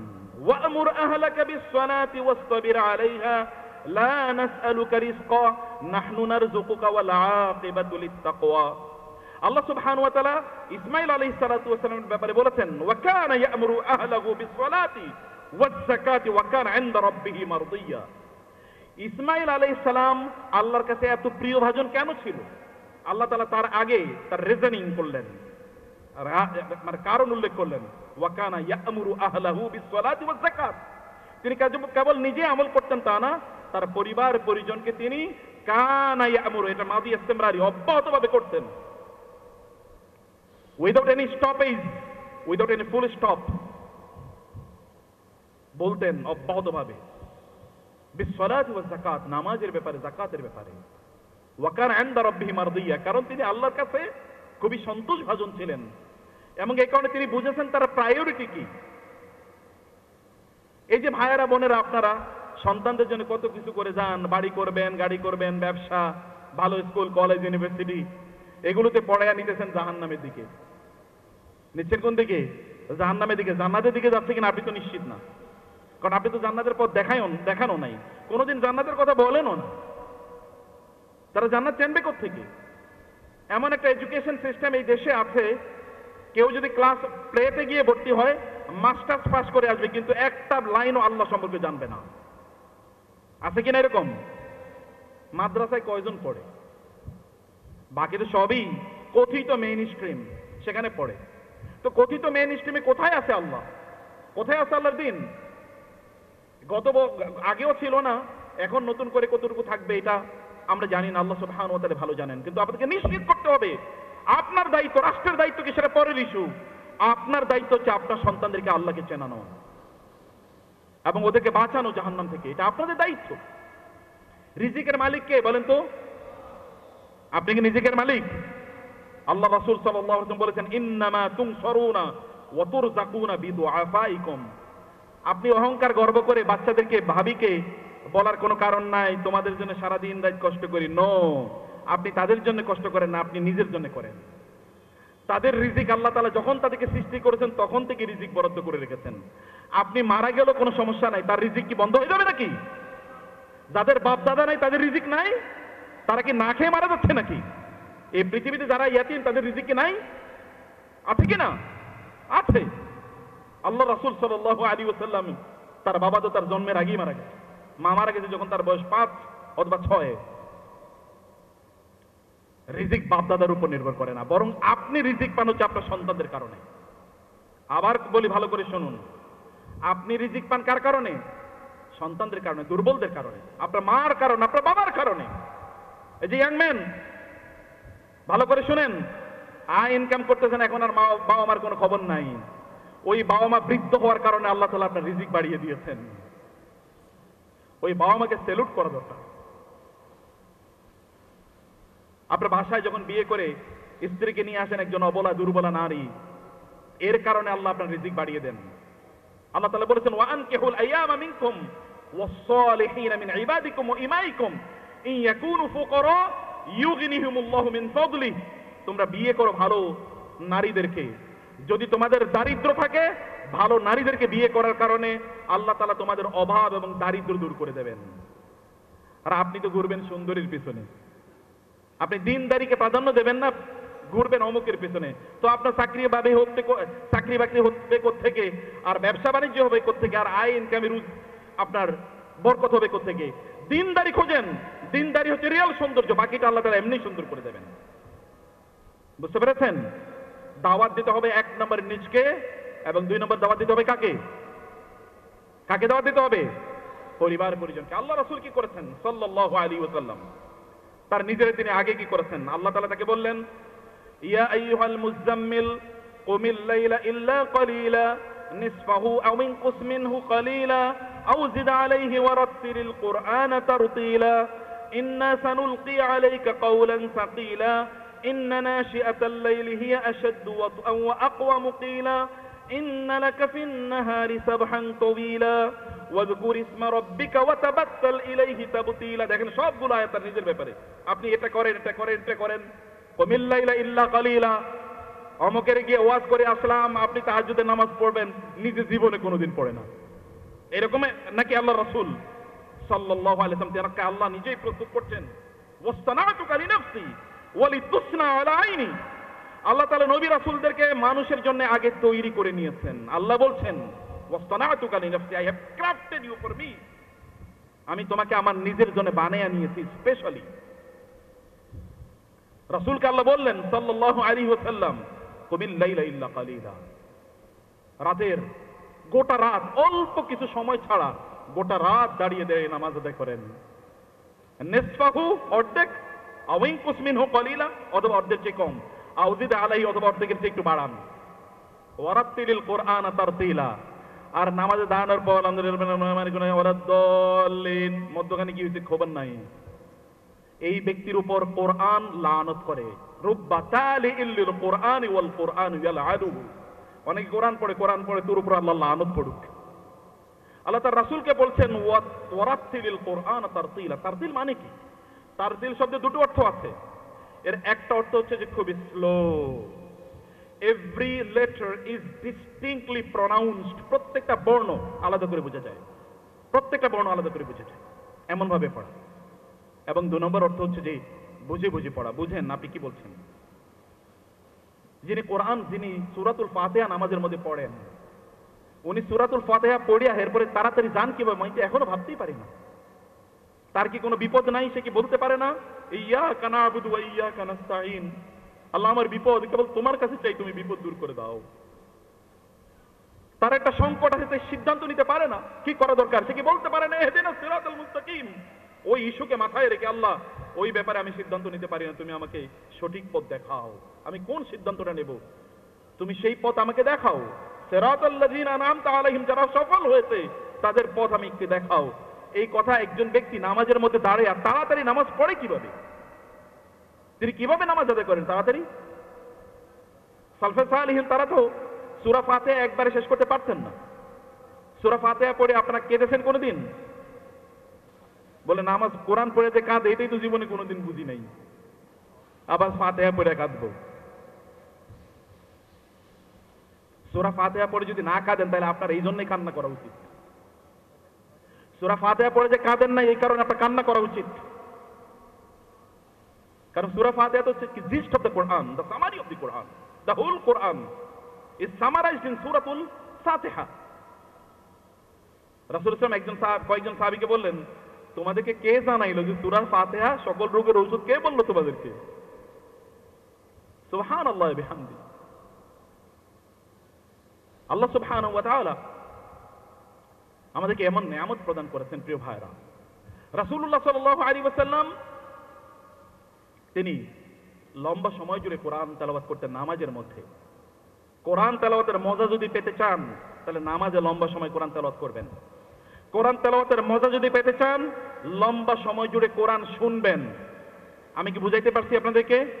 কি বলছি বলেন তো, কি বলছি? লম্বা সময় জুড়ে কোরআন, কোরআন আমরা তো তেলাওয়াত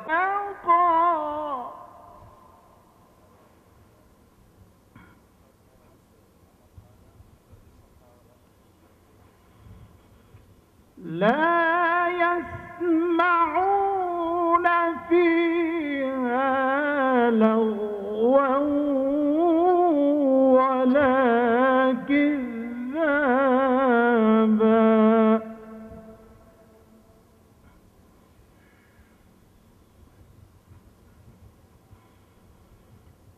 جزاء من ربك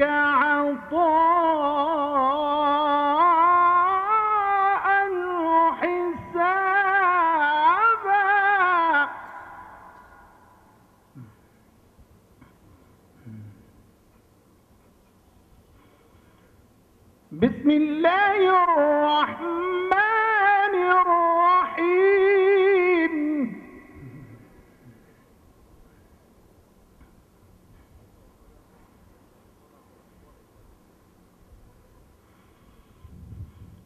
إن للمتقين مفازا حدائق وأعنابا وكواعب أترابا وكأسا دهاقا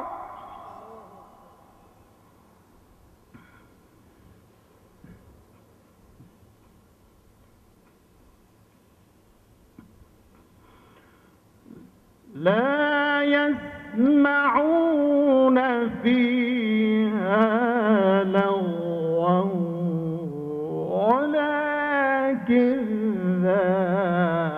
كذابا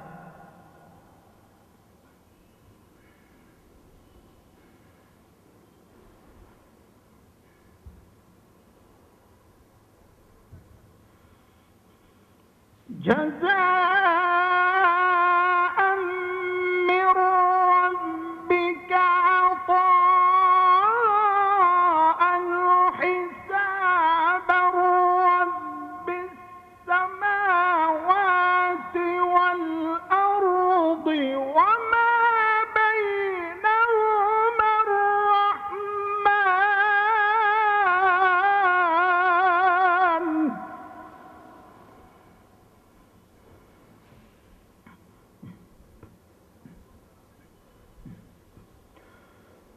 وما بينهما الرحمن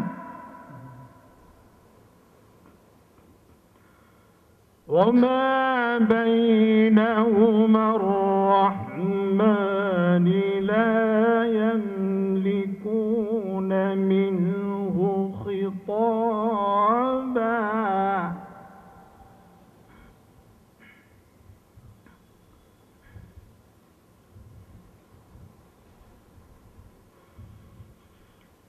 يوم يقوم الروح والملائكة صفا لا يتكلمون إلا من أذن له الرحمن وقال صوابا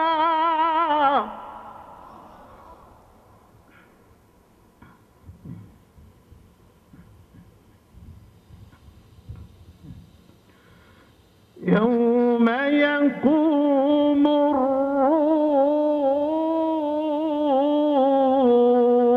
الروح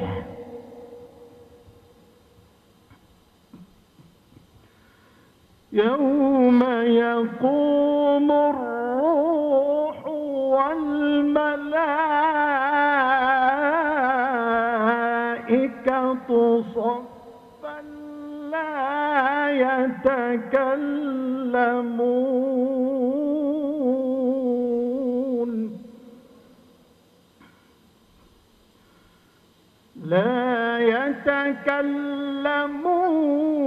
إلا من أذن له الرحمن وقال صوابا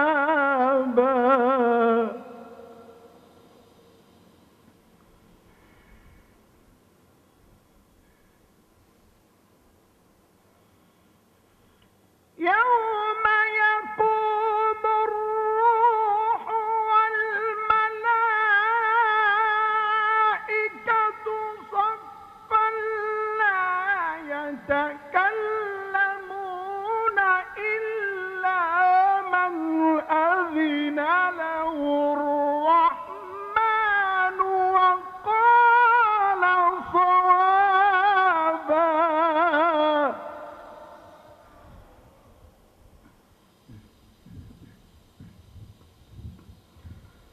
ذلك ذلك اليوم الحق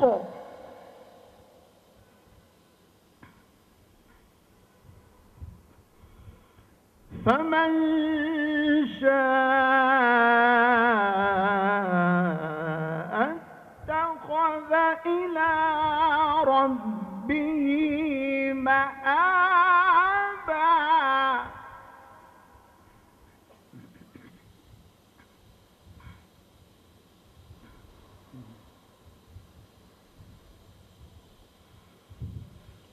إنا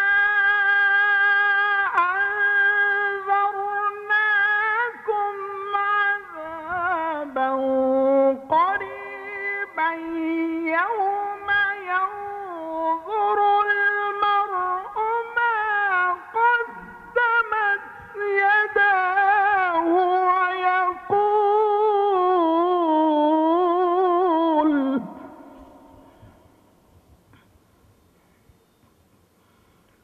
ويقول الكافر يا ليتني كنت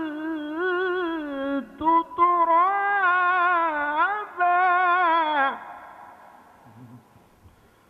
الله أكبر. بسم الله الرحمن الرحيم.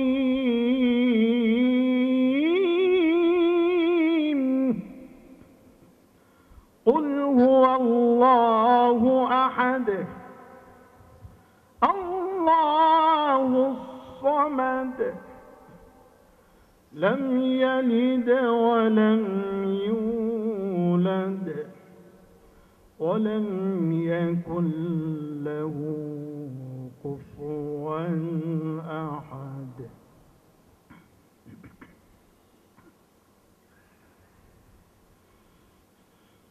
بسم الله الرحمن الرحيم.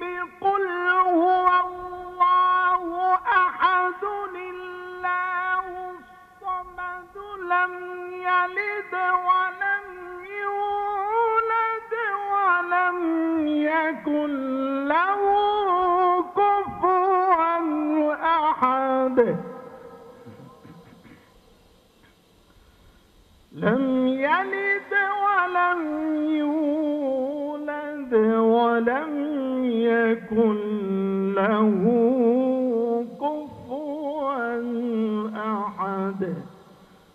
صدق الله العظيم.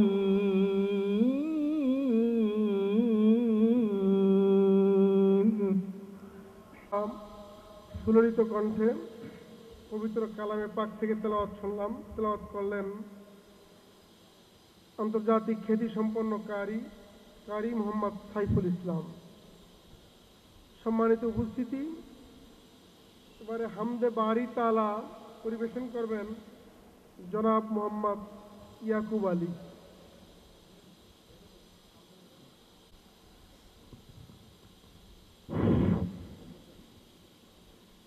আসসালামু আলাইকুম ওয়া রাহমাতুল্লাহি ওয়া বারাকাতুহু। মালিক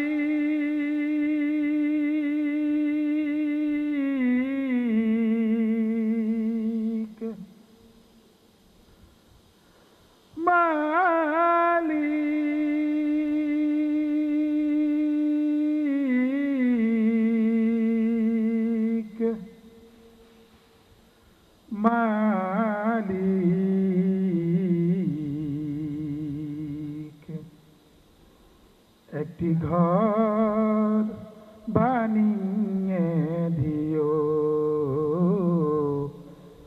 একটি ঘর বানিয়ে দিও।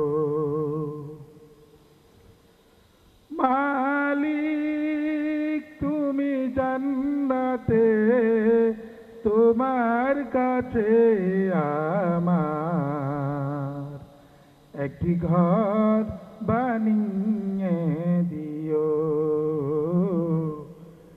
একটি ঘর বানিয়ে দিও। যেদিন কেহ আসবে না কারো কোনো কাজে, যেদিন পাপী পাপের বোঝায় মরে বেলাঝে, যেদিন কেহ আসবে না কারো কোনো কাজে, যেদিন পাপী পাপের বোঝায় মরে বেলাঝে, ফুলসিরাত পার হতে গিয়ে পিছলে যাবে কত পথিক, আবার কেহ পুণ্য নিয়ে পার হয়ে যাবে ঠিক ঠিক। সে মহাদিনে মহাক্ষণে, সে মহাদিনে মহাক্ষণে পার করে তুমি দিও মালিক, তুমি জান্নাতে তোমার কাছে আমার একটি ঘর বানিয়ে দিও, একটি ঘর বানিয়ে দিও। তুমি দিও হাউজে কাউসারে পাশে স্থান, দিও তুমি শীতল আরশের নিচে সম্মান, তুমি দিও হাউজে কাউসারের পাশে স্থান, দিও তুমি শীতল আরশের নিচে সম্মান। প্রিয় রাসূলের প্রিয় উম্মত উতরে যাবে মহাবিচার, পরমানন্দে জান্নাতে সাজাবে নব সংসার। সে মহা আনন্দে জান্নাতে, সে মহা আনন্দে জান্নাতে নবীর পাশে জায়গা দিও মালিক, তুমি জান্নাতে তোমার কাছে আমার একটি ঘর বানিয়ে দিও, একটি ঘর বানিয়ে দিও, একটি ঘর বানিয়ে দিও। আসসালামু আলাইকুম। মারহাবা। সম্মানিত উপস্থিতি, পবিত্র ঈদে মিলাদুন্নবী সাল্লাল্লাহু আলাইহি সাল্লাম 1447 হিজরি উদযাপন উপলক্ষে ইসলামিক ফাউন্ডেশন কর্তৃক আয়োজিত পক্ষকালব্যাপী সিরাতুন্নবী সাল্লাল্লাহু আলাইহি সাল্লাম অনুষ্ঠান মালার ওয়াজ মাহফিল বাদ মাগরিব থেকে শুরু হয়েছে। আমাদের ঈশান নামাজের পরে দ্বিতীয় পর্বে আজকের সভাপতিত্ব করছেন ইসলামিক ফাউন্ডেশন এর ইসলামী বিশ্বকোষ বিভাগের সম্মানিত পরিচালক জনাব মোহাম্মদ জাকির হোসেন। মঞ্চে উপবিষ্ট রয়েছেন ইসলামিক ফাউন্ডেশন দ্বীনি দাওয়াত ও সংস্কৃতি বিভাগের সম্মানিত পরিচালক ডক্টর মোহাম্মদ হারুনুর রশিদ। আজকে আমাদের মাঝে ওয়াজ পেশ করবেন প্রখ্যাত আলেমে দ্বীন, ঐতিহ্যবাহী লালবাগ জামিয়া কোরআনিয়া আরাবিয়ার সম্মানিত মুহাদ্দিস হযরত মাওলানা মুফতি সাখাওয়াত হোসেন রাজি।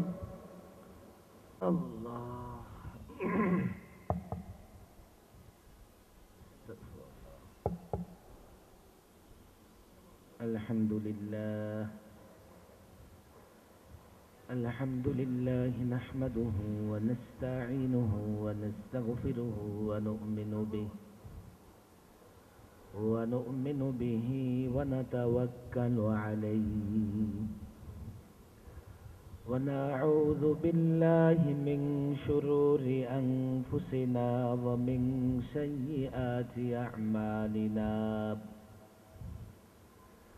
من يهده الله فلا مضل له ومن يضلله فلا هادي له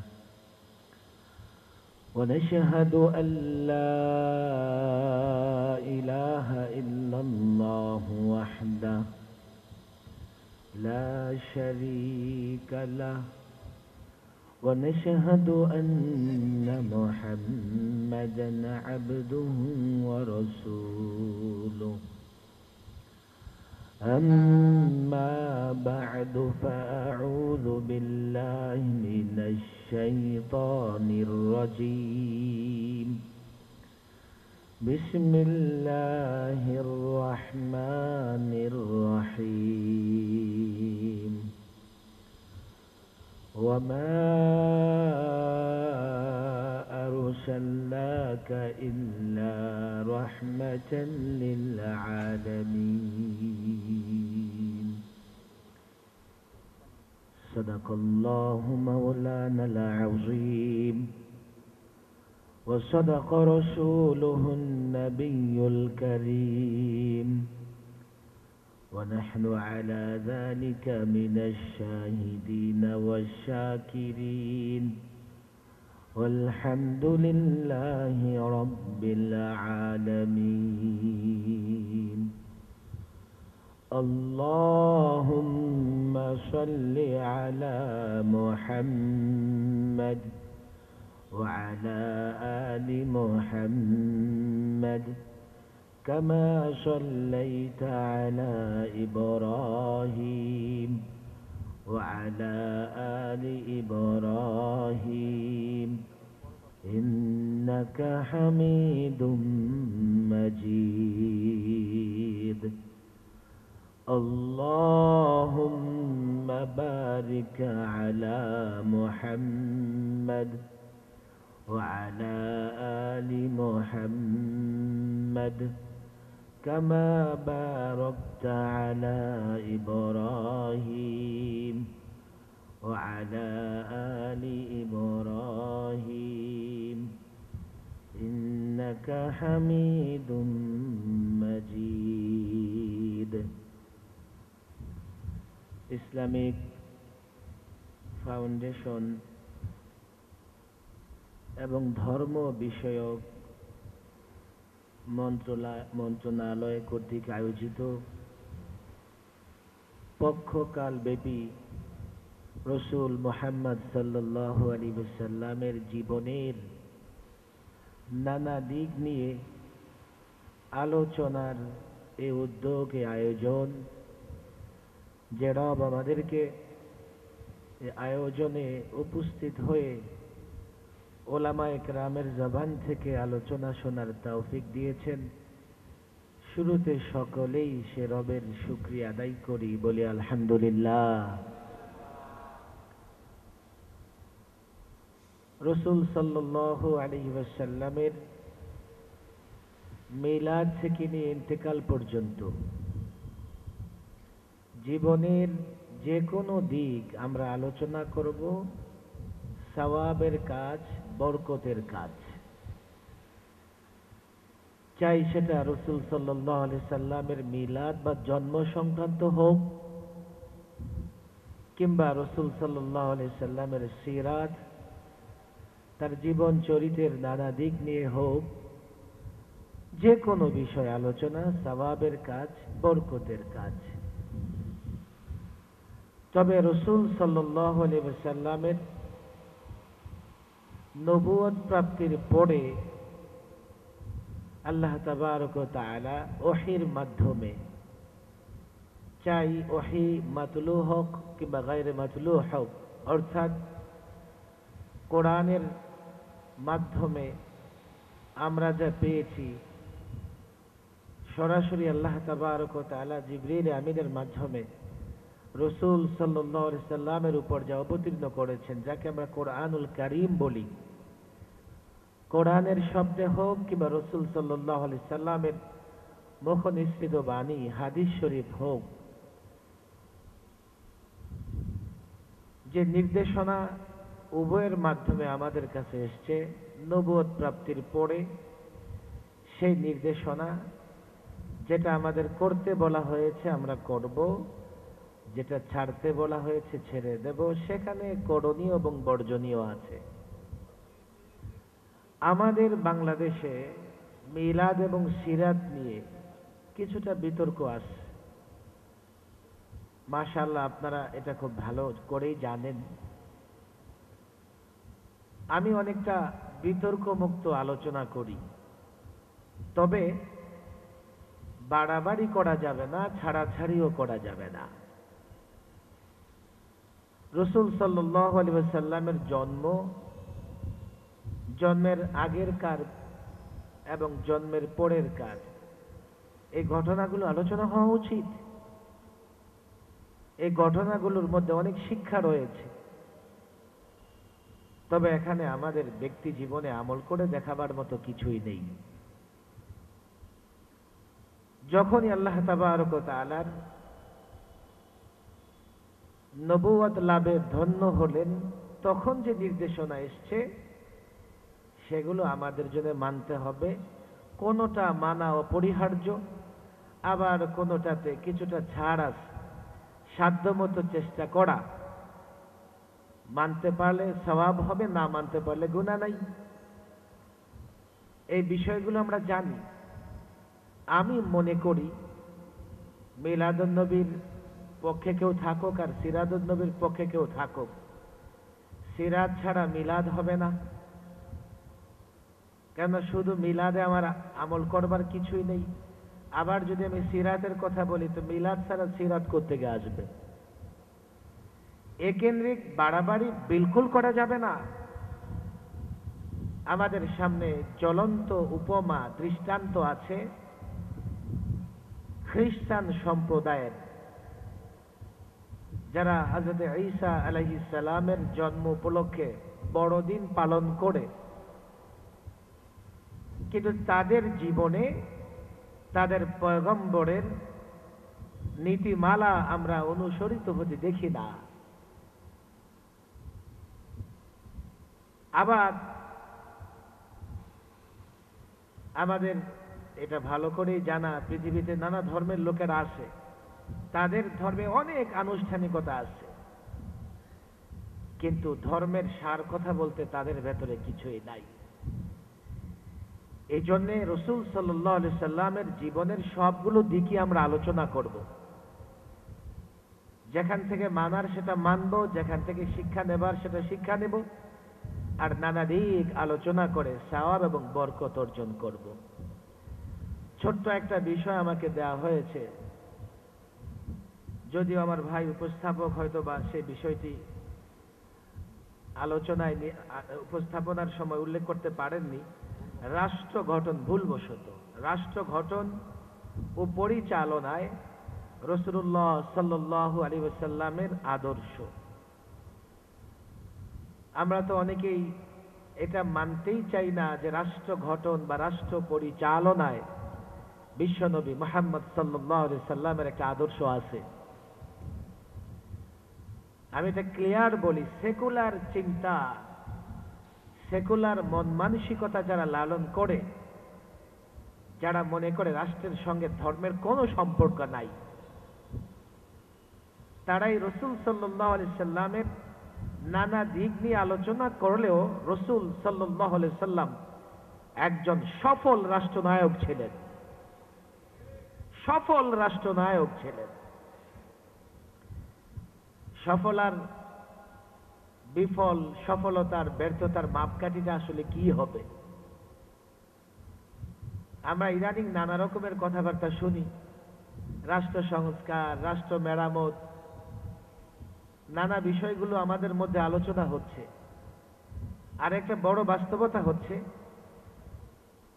রাষ্ট্র ক্ষমতায় যারা যাচ্ছেন তারা জনগণের আকাঙ্ক্ষা কিংবা জনগণের শান্তি, জনগণের ভেতরে শৃঙ্খলা, নানা বিষয় নিয়ে যথাযথ ভূমিকা পালন করতে পারছে না।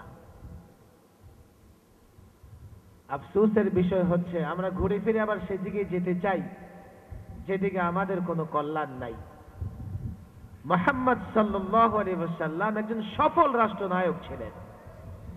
তাহলে আমরা যদি সফলতা তালাশ করি, মুহাম্মদ সাল্লাল্লাহু আলাইহি সাল্লামের আদর্শের দিকে যাওয়া ছাড়া আর কোনো পথ আমাদের জন্য খোলা নাই।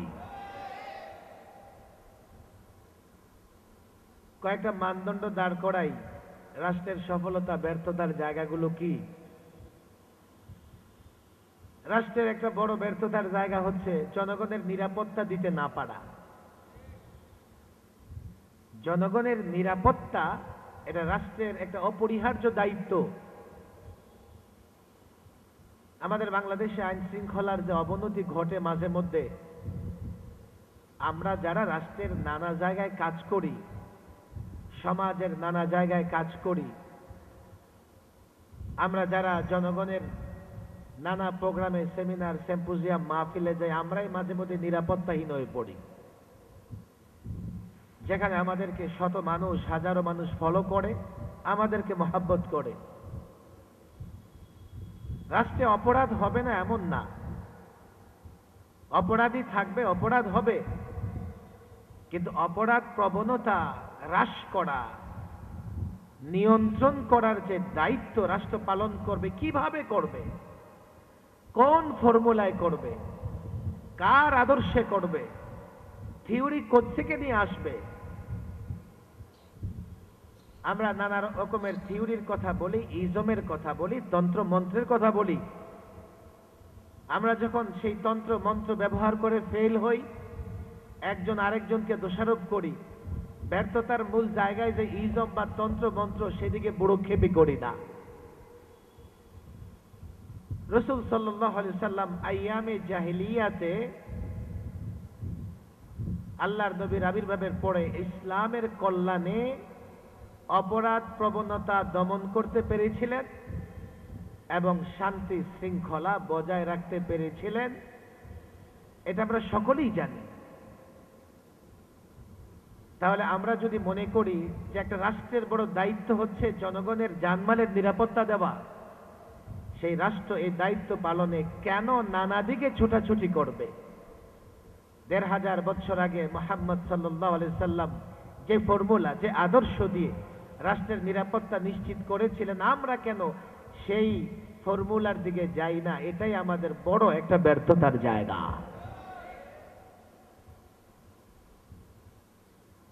কথা দীর্ঘ হয়ে যাবে, আমি যতদূর জানি আসার পরে ঘন্টাখানেক প্রোগ্রাম চলে। তারপরেও এখানকার আপনারা যারা আছেন খুব বেশি একটা এদিকে থাকেন এমন না, হয়তোবা ব্যবসা বাণিজ্য করেন, একটু পরে বাড়ির দিকে চলে যাবেন। আবার অনেক লোকজন আসে দোকানে, ওনারা দোকান বন্ধ করে খুব দ্রুত সময়ের মধ্যে হয়তো বাড়ি চলে যাবে। এজন্য লম্বা সময় আসার পরে প্রোগ্রাম চলে না। একটা রাষ্ট্রের অনেকগুলো দায়িত্ব থাকে।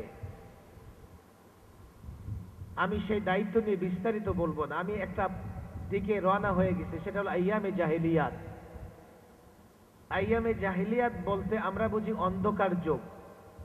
আসলে জাহিলিয়াত শব্দের অর্থ হচ্ছে অজ্ঞতা, মূর্খতা। আইয়ামে জাহিলিয়াত বলতে মূর্খতার যুগ, অজ্ঞতার যুগ। তাহলে হুজুর অন্ধকার যুগ কেন বলে? অজ্ঞ ব্যক্তি, জ্ঞানহীন ব্যক্তি অন্ধের মতো আমরাও বলি। জ্ঞানহীন ব্যক্তিকে আমরা অন্ধ বলি কেন? একজন অন্ধ ব্যক্তি যেভাবে ভালো মন্দ, সাদা কালো পার্থক্য করতে পারে না, এমন অনেক বিষয় আছে চর্ম চক্ষু থাকলেও জ্ঞান না থাকলে ভালো মন্দ পার্থক্য করতে পারে না। আপনারা বাইতুল মোকাররমের এলাকার মানুষ অনেক দোকানে গিয়ে দেখবেন, কোন প্রোডাক্ট যদি এমন হয় আপনি এটা না চিনেন, তো দেখবেন যে মেড ইন জাপান থেকে মেড ইন চায়নাটা চকচকে মনে হবে। এখন কোনটা ভালো এটা বোঝার জন্য আপনার জ্ঞান লাগবে, চোখ থাকলেই হবে না, আপনার জ্ঞান ব্যবহার করতে হবে। যদি আপনি ভালো জিনিস কিনে না আনতে পারেন, বাড়িতে গেলে বলবে কি অন্ধ নাকি তুমি, কেন ভালো জিনিস আনতে পারলা না? আইয়ামে জাহেলিয়াত মূলত অজ্ঞতার যুগ, মূর্খতার যুগ। আর মূর্খতার এই শব্দটাকে ব্যাখ্যা করেছেন অন্ধকার যুগ। অন্ধকার যুগে আইয়ামে জাহেলিয়াতে আপনি একটা চিত্র সামনে রাখেন, সে রাষ্ট্রের নানা অবস্থা, ধর্মীয় অবস্থা, মানব অধিকারের অবস্থা, অর্থনৈতিক অবস্থা। আইয়ামে জাহেলিয়াতে ধর্ম বলতে কি ছিল? আপনি এই পৃথিবীটাকে, তৎকালীন পৃথিবীকে তিনটা ভাগে ভাগ করেন। একটা ভারতবর্ষ, আরেকটা পারস্য বা বর্তমানে ইরান অঞ্চল, আরেকটা হচ্ছে রোমান বা রোম, বর্তমানে ইতালির রাজধানী। কিন্তু রোমান বলতে ওই পুরো ইউরোপ। এই তিনটা অঞ্চলে ধর্মের অবস্থাটা কেমন ছিল? ভারতবর্ষের লোকেরা ইট পাথর গাছপালা ইত্যাদির পূজা করত। ইরানের লোকদের ধর্ম কি ছিল? অগ্নি পূজা করা। রোমানদের ধর্ম বলতে কি ছিল? মূর্তি পূজা করা। বুখারী শরীফ এক হাদিস এসছে, এক সাহাবী বলেন আমরা কেমন ছিলাম, সফরে বের হইছি তো রাস্তায় কোথাও আমাদের থামতে হইছে, রান্না বান্না করে খাওয়া দাওয়া করা লাগবে, তো রান্না বান্নার জন্য তো চুলা তৈরি করা দরকার। আমরা জানি, আমরা সবাই বাংলাদেশের মানুষ, গ্রামেও আমাদের বাড়িঘর আছে। গ্রামের চুলা কেমনে হয়? তিনটা মাটি তিন দিকে রেখে আপনি যদি একটা ডেকচি বসায় দেন, চুলা হয়ে গেছে, নিচে লাকড়ি দিলে রান্না করতে পারবেন। আরবে মাটি খুঁজে পাওয়া মুশকিল, ওরা পাথর তালাশ করত, যে ডেকচির নিচে পাথর দিয়ে চুলা বানাবে, এরপরে রান্না করবে। পাথর খুঁজতে গিয়া দেখে যে একটা পাথর দেখতে খুব সুন্দর, তো এটাকে আলাদা করে রেখে দিস, আর বাকি পাথর দিয়া চুলা বানায় রান্নার কাজ করতেছে। রান্নার কাজ করে খাওয়া দাওয়া করে ওই যে সুন্দর পাথর, ওইটাতে গিয়ে সেজদা করতেছে। সাহাবী বলেন আরে একই তো পাথর, একই পাথর, একটা একটু দেখতে সুন্দর আর বাকিগুলো দেখতে অসুন্দর। অসুন্দরগুলা আগুনে পোড়ালাম, আর যেটা দেখতে সুন্দর এটাতে পূজা শুরু করলাম। মানব অধিকারের অবস্থা, মানব অধিকার বলতে কিচ্ছু ছিল না তৎকালীন এই বিশ্বে সুপার পাওয়ারদের কাছে। কথা দীর্ঘ হয়ে যাবে, আমি জানি আপনারা লম্বা সময় বসবেন না। অর্থনৈতিক অবস্থা, হ্যাঁ কিছু শহর ছিল যারা বিত্তশালী, যেখানকার অধিবাসীরা বিত্তশালী ছিলেন। অধিকাংশ মানুষ দারিদ্র্য সীমার নিচে বসবাস করতেন। আরবের অর্থনৈতিক অবস্থা কেমন ছিল? বুখারী শরীফে বর্ণনা এসছে, কাব ইবনে আশরাফকে যখন হত্যা করা হলো, যারা তাকে হত্যা করতে গেছেন তার কাছে গিয়ে ঋণ চাওয়ার বাহানা করলেন যে আমরা আসছি, খুব অভাব অনটনে আছি, মুহাম্মদ আমাদেরকে বড় মুসিবতে ফেলে দিয়েছে, আমাদের সংসার চলে না, আমাদেরকে কি করেন, একটু ঋণ দেন। কাব ইবনে আশরাফ বললেন যে ঋণ দিব তো মর্গেজ কি রাখবা, গ্যারান্টি কি, বন্ধক রাখবা কি? আমি যে ঋণ দিব, ঋণ নিয়ে তোমরা যদি না দাও কিছু একটা মর্গেজ রাখো, বন্ধক রাখো। তো বললেন আপনি কি মর্গেজ চান? তোমাদের স্ত্রীদেরকে আমার কাছে মর্গেজ রাখো, বন্ধক রাখো। ঋণ নিবে, বন্ধক রাখতে হবে স্ত্রী। সাহাবী বললেন না, এটা হয় না, আপনি সুদর্শন পুরুষ। এই কথাগুলো অনেকটা বানানো ছিল, পরবর্তীতে তারা সাইজ করতে হবে, এই জন্যে আপনি সুদর্শন পুরুষ, আমরা আমাদের স্ত্রীদেরকে আপনার কাছে কিভাবে রাখি? তো ঠিক আছে, তোমাদের সন্তানদেরকে মর্গেজ রাখো। কোনো এটাও হবে না। সন্তানরা বড় হলে লোকেরা বলবে, কেমন বাবা তোমাদের মর্গেজ রেখে ঋণ এনেছে। তাহলে কি আমরা হাতিয়ার মর্গেজ রাখতে পারি, বন্ধক রাখতে পারি। দীর্ঘ হাদিস, এই যে সন্তান মর্গেজ রাখা, স্ত্রী মর্গেজ রাখা, মর্গেজ চাওয়া, বন্ধক হিসেবে চাওয়া, এটা তৎকালীন অর্থনৈতিক অবস্থার কতটা দুর্দশা অবস্থা ছিল, এটা বড় একটা প্রমাণ যে ঋণের জন্য লোকেরা সন্তান পর্যন্ত মর্গেজ রাখতো, বন্ধক রাখতো। দিনের পর দিন লোকেরা না খেয়ে থাকতো। এটা ছিল তৎকালীন অর্থনৈতিক অবস্থা। মারামারি, কাটাকাটি, হানাহানি, গোত্রে গোত্রে দ্বন্দ্ব, এটা ছিল তাদের রাজনৈতিক মূল ক্যারেক্টার বা বৈশিষ্ট্য। তাদের কোথাও জ্ঞান ছিল না কি করে অর্থ ব্যবস্থা প্রতিষ্ঠা করবে, কি করে মানবাধিকার প্রতিষ্ঠা করবে, কি করে তারা যিনি সৃষ্টি করেছেন তার গোলামি করবেন। এই জ্ঞান যেহেতু ছিল না, সেহেতু তারা যেই যুগে বসবাস করত সেটা অজ্ঞতার যুগ, মূর্খতার যুগ, সেটা অন্ধকার যুগ। এবার আপনি এই অন্ধকার থেকে, অজ্ঞতা থেকে, মূর্খতা থেকে কিভাবে একটা সোনালী যুগে রূপান্তরিত হলো সেই মানুষগুলো। হযরত আবু হুরায়রা রাদিয়াল্লাহু তাআলা আনহু তিনি বর্ণনা করেন, নিজের অবস্থা বর্ণনা করেন, একবার রেশমি রুমাল দিয়ে নাক পরিষ্কার করতেছেন আর বলতেছেন, হে আবু হুরায়রা, তুমি তো সেই আবু হুরায়রা ক্ষুধার যন্ত্রণা সহ্য করতে না পেরে মসজিদে নববীর বারান্দায় অজ্ঞান হয়ে পড়ে যেতে, লোকেরা মনে করত তোমার মৃগী রোগ হইছে। আজকে তুমি রেশমি রুমাল দিয়ে নাক সাফ করতেছ।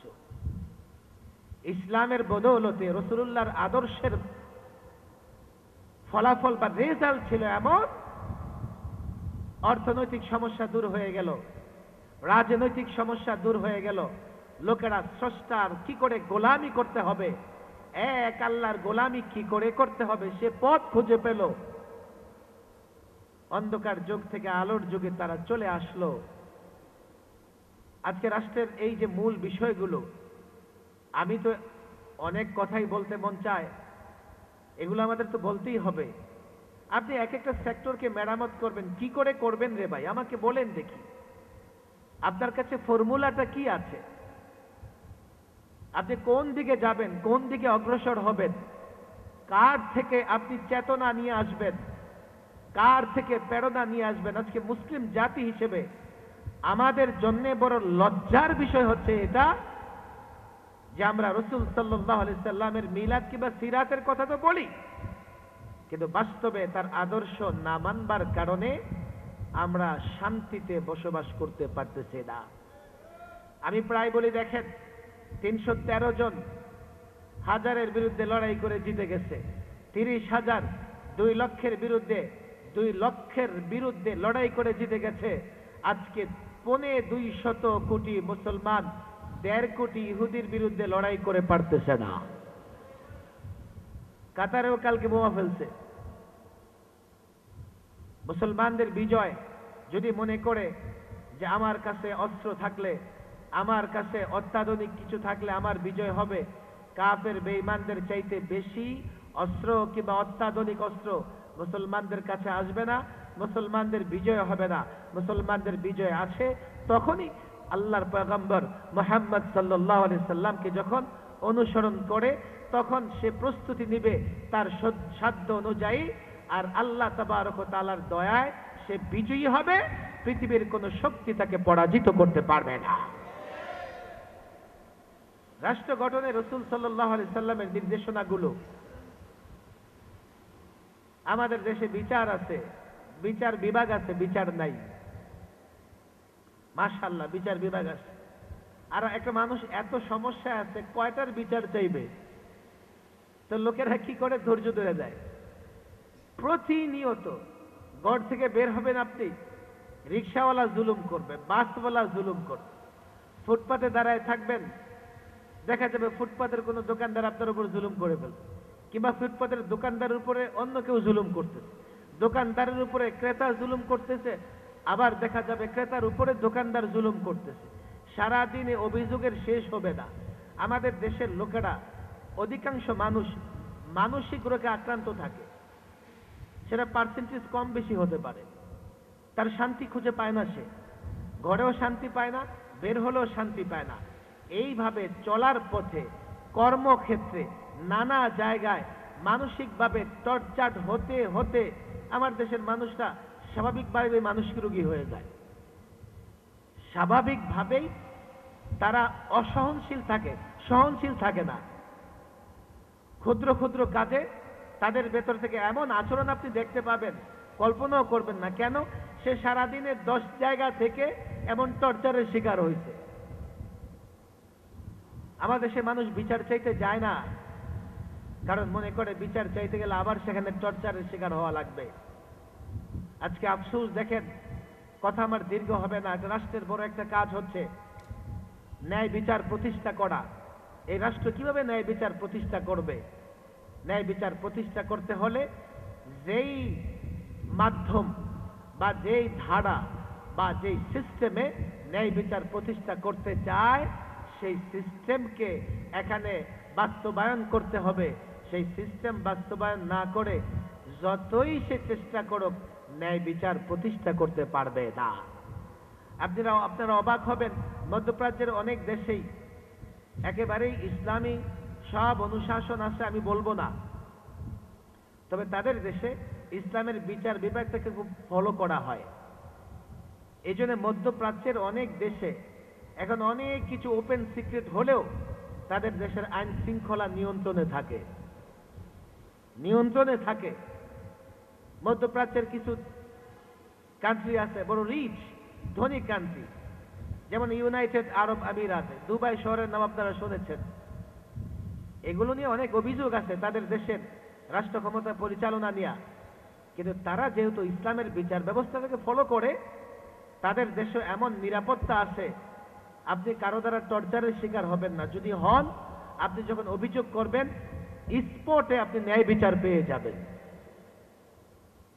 বাংলাদেশের এই ক্ষুদ্র ছোট্ট একটা রাষ্ট্রে আমরা জনগণকে বুঝাইতে পারি নাই, আমরা রাজনীতিবিদদের বুঝাতে পারি না, আমরা প্রশাসনের লোকদের বুঝাতে পারি না। ভাই, আপনি পূর্ণাঙ্গ ইসলাম মানতে পারেন না, ঠিক আছে, আপনার অনেক প্রতিবন্ধকতা আছে, কিন্তু কি চান? অপরাধ দমন করতে চান? তাহলে ইসলামটাকে ফলো করলে আপনার সমস্যা কোথায়? ইসলামটাকে ইমপ্লিমেন্টেশন করলে আপনার সমস্যা কোথায়? ইসলামটাকে বাস্তবায়ন করলে আপনার সমস্যা কোথায়? আপনি আমার দেশের মানুষ ঘর সংসার, স্বামী কর্তৃক স্ত্রী, স্ত্রী কর্তৃক স্বামী, যে নির্যাতনের মাধ্যমে ডে বাই ডে, দিন দিন তালাকের সংখ্যা বেড়ে এক একটা পরিবার জাহান্নামের আগুনে জ্বলতেছে। আপনি খবর নিয়ে দেখেন, এখান থেকে পরিত্রাণের কোন সুষ্ঠু বিচার আমাদের পাওয়ার কোনো জায়গা নাই। উল্টো পশ্চিমাদের কিছু এজেন্ডা, এগুলো চাপাই দেওয়া হচ্ছে। আমার দেশের রাষ্ট্র ব্যবস্থায় যারা থাকেন কর্তা হিসেবে, তারা একবারও চিন্তা করেন না যে নারী পুরুষের মধ্যে একটা সুমধুর বন্ধন তৈরি করবার জন্যে যে ট্রিটমেন্ট দরকার, যে আইন দরকার, যে বিচার দরকার, যে মন মানসিকতা তৈরি করার দরকার, আমার রাষ্ট্র, আমার সংস্কার কিংবা আমার বিচারে সেটা কোথায় আছে? রাষ্ট্র ব্যবস্থা খোদ রসুল সাল্লাল্লাহু আলাইহি সাল্লাম সফল রাষ্ট্রনায়ক ছিলেন। যতদিন রসুল সাল্লাল্লাহু আলাইহি সাল্লামকে ফলো করে, প্রথমে খোলাফায়ে রাশিদিন, এরপরে উমাইয়া শাসকগণ, এরপরে আব্বাসীয় শাসকগণ, এরপরে ওসমানীয় শাসকগণ, ভারতে মুঘল শাসকরা যারা যারা রাষ্ট্র ব্যবস্থায় আল্লাহর নবীর আদর্শ ফলো করেছেন, তারাও সফল রাষ্ট্রপতি ছিলেন, সফল রাষ্ট্রপতি ছিলেন, সফল রাষ্ট্রনায়ক ছিলেন, সফলতার সঙ্গে রাষ্ট্র পরিচালনা করেছেন। আজও যদি প্রকৃতপক্ষে আমরা মুসলমান, রসুল সাল্লাল্লাহু আলাইহি ওয়াসাল্লামের এই রাষ্ট্র ব্যবস্থা আমরা ফলো করতে পারি, আমাদের রাষ্ট্র ইনশাআল্লাহ সফল হবে, ব্যর্থ হবে না। ইসলামিক ফাউন্ডেশন কর্তৃক আয়োজিত পবিত্র ঈদ এ মিলাদুন নবী সাল্লাল্লাহু আলাইহি সাল্লাম 1447 হিজরি উদযাপন উপলক্ষে